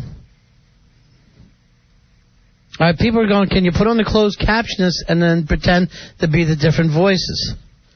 Also, of course, he's wearing the same pants as he does in every episode. Nice. And basically, we're not going to be able to pull this off tonight. I think Ozzy has web toes. Yeah. So they're checking out his broken foot to see if his broken leg, to see if he's ready to get back on the road. We assume. We have no idea, Fez. You and I are guessing. So at this point, we just don't know. The instant feedback is up. That's running. WNEW.com. Go to the Ron and Fez page there. Everywhere he goes, he's whacked out. I'll tell you what I think it is, Fezzy. Supposedly, he picked up a Vicodin prescription, much like our own Billy Staples. Oh, it's a prescription. It can't hurt me. Look at him. He is whacked. Look at that. He can't even put on his shirt. No, it's not working. Yeah. Where's our producer, Al Dukes? Has he run away and hid under a desk or tanked? Is he around anywhere? All right, we're not going to be able to pull this off, so go on and enjoy the Osbournes, and we'll go back to doing our own normal show. We will do that. So, all right. Hawk, do we need to finish some spots here so we can vamp back up? All right. 877-692-1027. Sorry about that, guys. It's the Ron and Fez show. Ron and Fez. You're scaring me. Stop it. 1027 WNEW. We're Ron and Fez. We're back. Sorry we had technical difficulties. Couldn't do the big-ass simulcast with Ozzy tonight. We'll do that again next week. But you do have our permission to go watch Ozzy tonight. Please feel free. I hope it's a good one for you. I'm TiVoing at home. You TiVoing, Fez? I am TiVoing anyway. Yeah. I'm TiVoing, and I'm TiVoing the show afterwards in case MTV's clock is off. I still haven't figured out how to add time to my recorder. I'll have to check with my chick on that. She adds an extra 7 minutes. A show. She adds an extra 7 minutes, which still doesn't get you all the WWF. No, because on TiVo's Monday Night Raw, it takes it off at 11:05. They go to 11:20, whatever. Why do they think they need the extra time? That they can't tell. It's so action-packed for the 3 hours that they do have? I think it's the illusion, Ronnie, the fact that we are staying with this action. And that we are so renegades, we're supposed to be done at 11 and we're not. That was great in 1995. But we get it now. We are staying with this action. You never even announced the main event until 2 minutes after. 877-692-1027 is the toll-free phone number. So that is the big-ass simulcast. Sorry it didn't happen tonight. Friday night will be the Cruel Circus. That's at Caravas Place in the Village, 162 West 4th Street.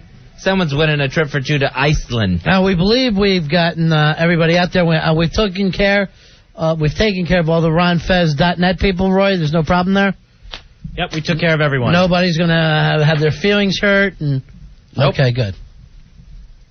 So that'll be a lot of fun. Also, from the acts that we have, a couple of natural freaks, and then a chance to see who on the Ron and Fez show is able to eat the most hot peppers, hot sauce, wasabi, you name it. Anything hot. It's the entire staff going after each other. With Rachel, the Tenacious C, Ronnie, girl. I feel probably eliminated very quickly. Sure. Billy Staples, I don't know how that pouch is going to hold up. The man's stomach is actually stapled. Tomorrow night, it's going to be whippedcreambikini.com. We got a bunch of the boys coming in for this one. So they're going to be here, I guess, for a fashion show from the whippedcreambikini.com girls. Rooster and GVAC's going to be here. Mikey D. Is Pantera coming in? Yes, Pantera's coming in. Dan from Hoboken? Yep. Nice. We also have Founder Music Jeff. Oh, nice. Lent, Travis Bickle. Len, I love. Yeah, sure you do. He's the brand new Earl. He's the brand new black Earl. Sheep Lover, Jersey Rich, and Legroom Lorden. I don't think I know Legroom, do I? Who's Legroom? He's friends with GVAC and all of them. Okay, but we've never met him, right? No. Okay. All right, well, welcome to the family Legroom. Legroom. Boy, when you're coming up with hip names, I think Legroom would be the last possible one. Ronnie, sad news out of Hollywood today. What happened? We lost Dan Tanner. Well, did you look behind the couch? No, we didn't lose him that way. Actor Robert Urich passed away due to cancer. He was on Dan Tanner. He was on SWAT. He was on Soap as Peter Campbell, who got murdered in his own shower. Vegas, where he was Dan Tanner. And then he went on to Spencer for Hire. He did. So that's how many now? 5, 6? Yeah, that's, let's see. They said he started out on the series, Bob and Carol Ted and Alice. I don't remember that. Me neither, so let's not count that. So then we'll count SWAT, we'll count Soap, Vegas, Spencer for Hire. He then went on to be the captain of the new Love Boat. Wow. when they tried to bring Love Boat back. Okay. So we're up to 6 primetime shows now. 6 primetime shows. He appeared in The Lazarus Man. I think that was a TNT original series. Mm-hmm. So he's working for Ted Turner and right there. And then NBC, he wrapped it up. He was a regular on Emerald Lagasse's sitcom. Oh, is that right? Yeah. So he was back on network television. That was his last gig, Emerald. Now, he always kind of reminded me of Bill Bixby, who did a lot of shows, also who died from cancer. Yeah, and Michael Landon, who had hit series after hit series. So if you have too many hit series, you're going to probably get cancer. I think it's being in front of those cameras too much. That's the warning I try to throw out there, and I don't know, I'm worried about Frasier. So he actually did win an Emmy. Really? For what? All right, you won't even be able to guess this one. It was for his narration of the cable documentary U-Boats, Terror on Our Shores. That Emmy, I wouldn't even keep in the front room. And won a Cable Ace Award for hosting the National Geographic series. All right, I can't stand it. I didn't know he did that, too. Fezzy, I can't stand it. I need a... Spy report. I need to know what Ozzy's doing. This is not Tuesday night to me. If you're watching Ozzy, you got effed out of your big-ass simulcast, thanks to our staff. So we'd love to know what's going on with the Osbournes. What the hell is going on? I feel, Fezzy, like I'm missing my Tuesday night poker game. Every Tuesday night we sit down and watch the Osbournes. This is that feeling that you get at the end of football season. Right. Where it's Sunday afternoon and you don't have any football on. It stinks. No, it's worse than that, Fezzy, because figure it this way. You know your team's playing, but you're not watching. Your TV's not working. Oh, that sucks. So it's not like, okay, this is the week after the Osbournes go off the air. The Osbournes are playing right now. We're not watching. And we don't get to participate in it at all. 877-692-1027. Hey, Tony. Tony, you're on Ron and Fez. Hi, Tony. Yeah. Yeah. What can we do for you? That guy should be disqualified, man. Who's that? The guy who tried to drink the milk. Why is that? Because he failed tonight, so what makes you think that he's not going to fail? Oh, by the way, he already went and threw up. Well, go and throw. So you should give me his tickets, man, to get in there. Where are you going to... He's going to perform. What are you going to do? You got an act? I'm going to watch, man. Yeah, well, we've got enough people to watch. That's covered. Yeah. You need a big milk drinker. Let me check the instant feedback for the spy report, Fuzzy. That's actually working at WNEW.com. I need to have the information. Find out what's going on with the Osbournes. Let me just ask this, and I don't want to spend the end of the show getting mad, because I had a lot of fun tonight. What's wrong with our staff? They're retarded. Is it that simple? It's just down to retarded? They're absolutely retarded. They haven't learned a thing in the time they spent with us. How many times have I said, make sure the studio is ready for the show? Guess what, Fuzzy? What? The instant feedback not working. The lives we have. Hey, Tom, you're on Ron and Fez. Hello, Tom. Hey, what's up, guys? How are you, my friend? Good. Robert Urich, he just started doing a commercial for the tongue scraper, too, like a month ago. So now they're kind of screwed. And also, real fast... I'm worried that those tongue scrapers give you cancer. It could be. Now, I'm sure the fine folks at the tongue scraper aren't giving you cancer. I want to thank the guys for setting the whole Ozzy Osbourne thing up. I've been working for 18 hours. I figured I'd take my time getting home because you guys said you'd play it, and now I ain't got crap, and I'm on my way home and no Osbourne. I know. So thanks. I hope that Al really does get that AIDS. Oh, jeez. I never thought of that, but thank you. It seems like the only suitable punishment. Hey, Adrian. Adrian, you're on Ron and Fez. Hey, Adrian. Hi. Yeah. I have an idea for a thing to do on Tuesday nights called Booze Day Tuesdays. Yeah. Just because it rhymes, we should do it? No, it's because it's good. What is it? Take a particular liquor, like 1 week would be tequila, or 1 week would be Jack Daniels, and every story, it could be best sex story you ever had drunk on Jack Daniels, best puking story you ever had on tequila, and the night would go on that one particular liquor, so all the stories... Honey? Why would I guess that you have a story for each week? Adrian? Yes? You're a booze hound. You got to put the booze down. Here's Mike. Mike, you're on Ron and Fez. Hey, Mike, what do you got? Spy report. Spy report. Spy report. Spy report. Thank you, my friend. This is coming from one of probably the only non-fan of this Osbourne show. You hate it? I haven't watched it. I haven't gotten into it. But my wife is downstairs riveted to the television. All right, what's happening? She's told me that Ozzy's playing in North Dakota with the bad leg, and it just flared back up again. Now, is he wasted? I think so, yeah. Because it looks, we have the silent TV going. That's part of the joke here. We do silent radio. Yes. We provide the talky part. What I'd like to do, Fezzy, is get a little piano player who's just playing along on the piano. Oh, then when the excitement heats up, it's just diddle-it, diddle-it, diddle-it. Right. Well, I can't give you much more about a spy report right now unless you want to talk about Hot Pockets. Spy report. Spy report. Next time, we'll talk about Hot Pockets with you. All right, there you go. Thank you, Tom. So sorry, everybody. Apologize for that one. We're Ron and Fez. We're going to be back tomorrow right after Opie and Anthony at 7 o'clock.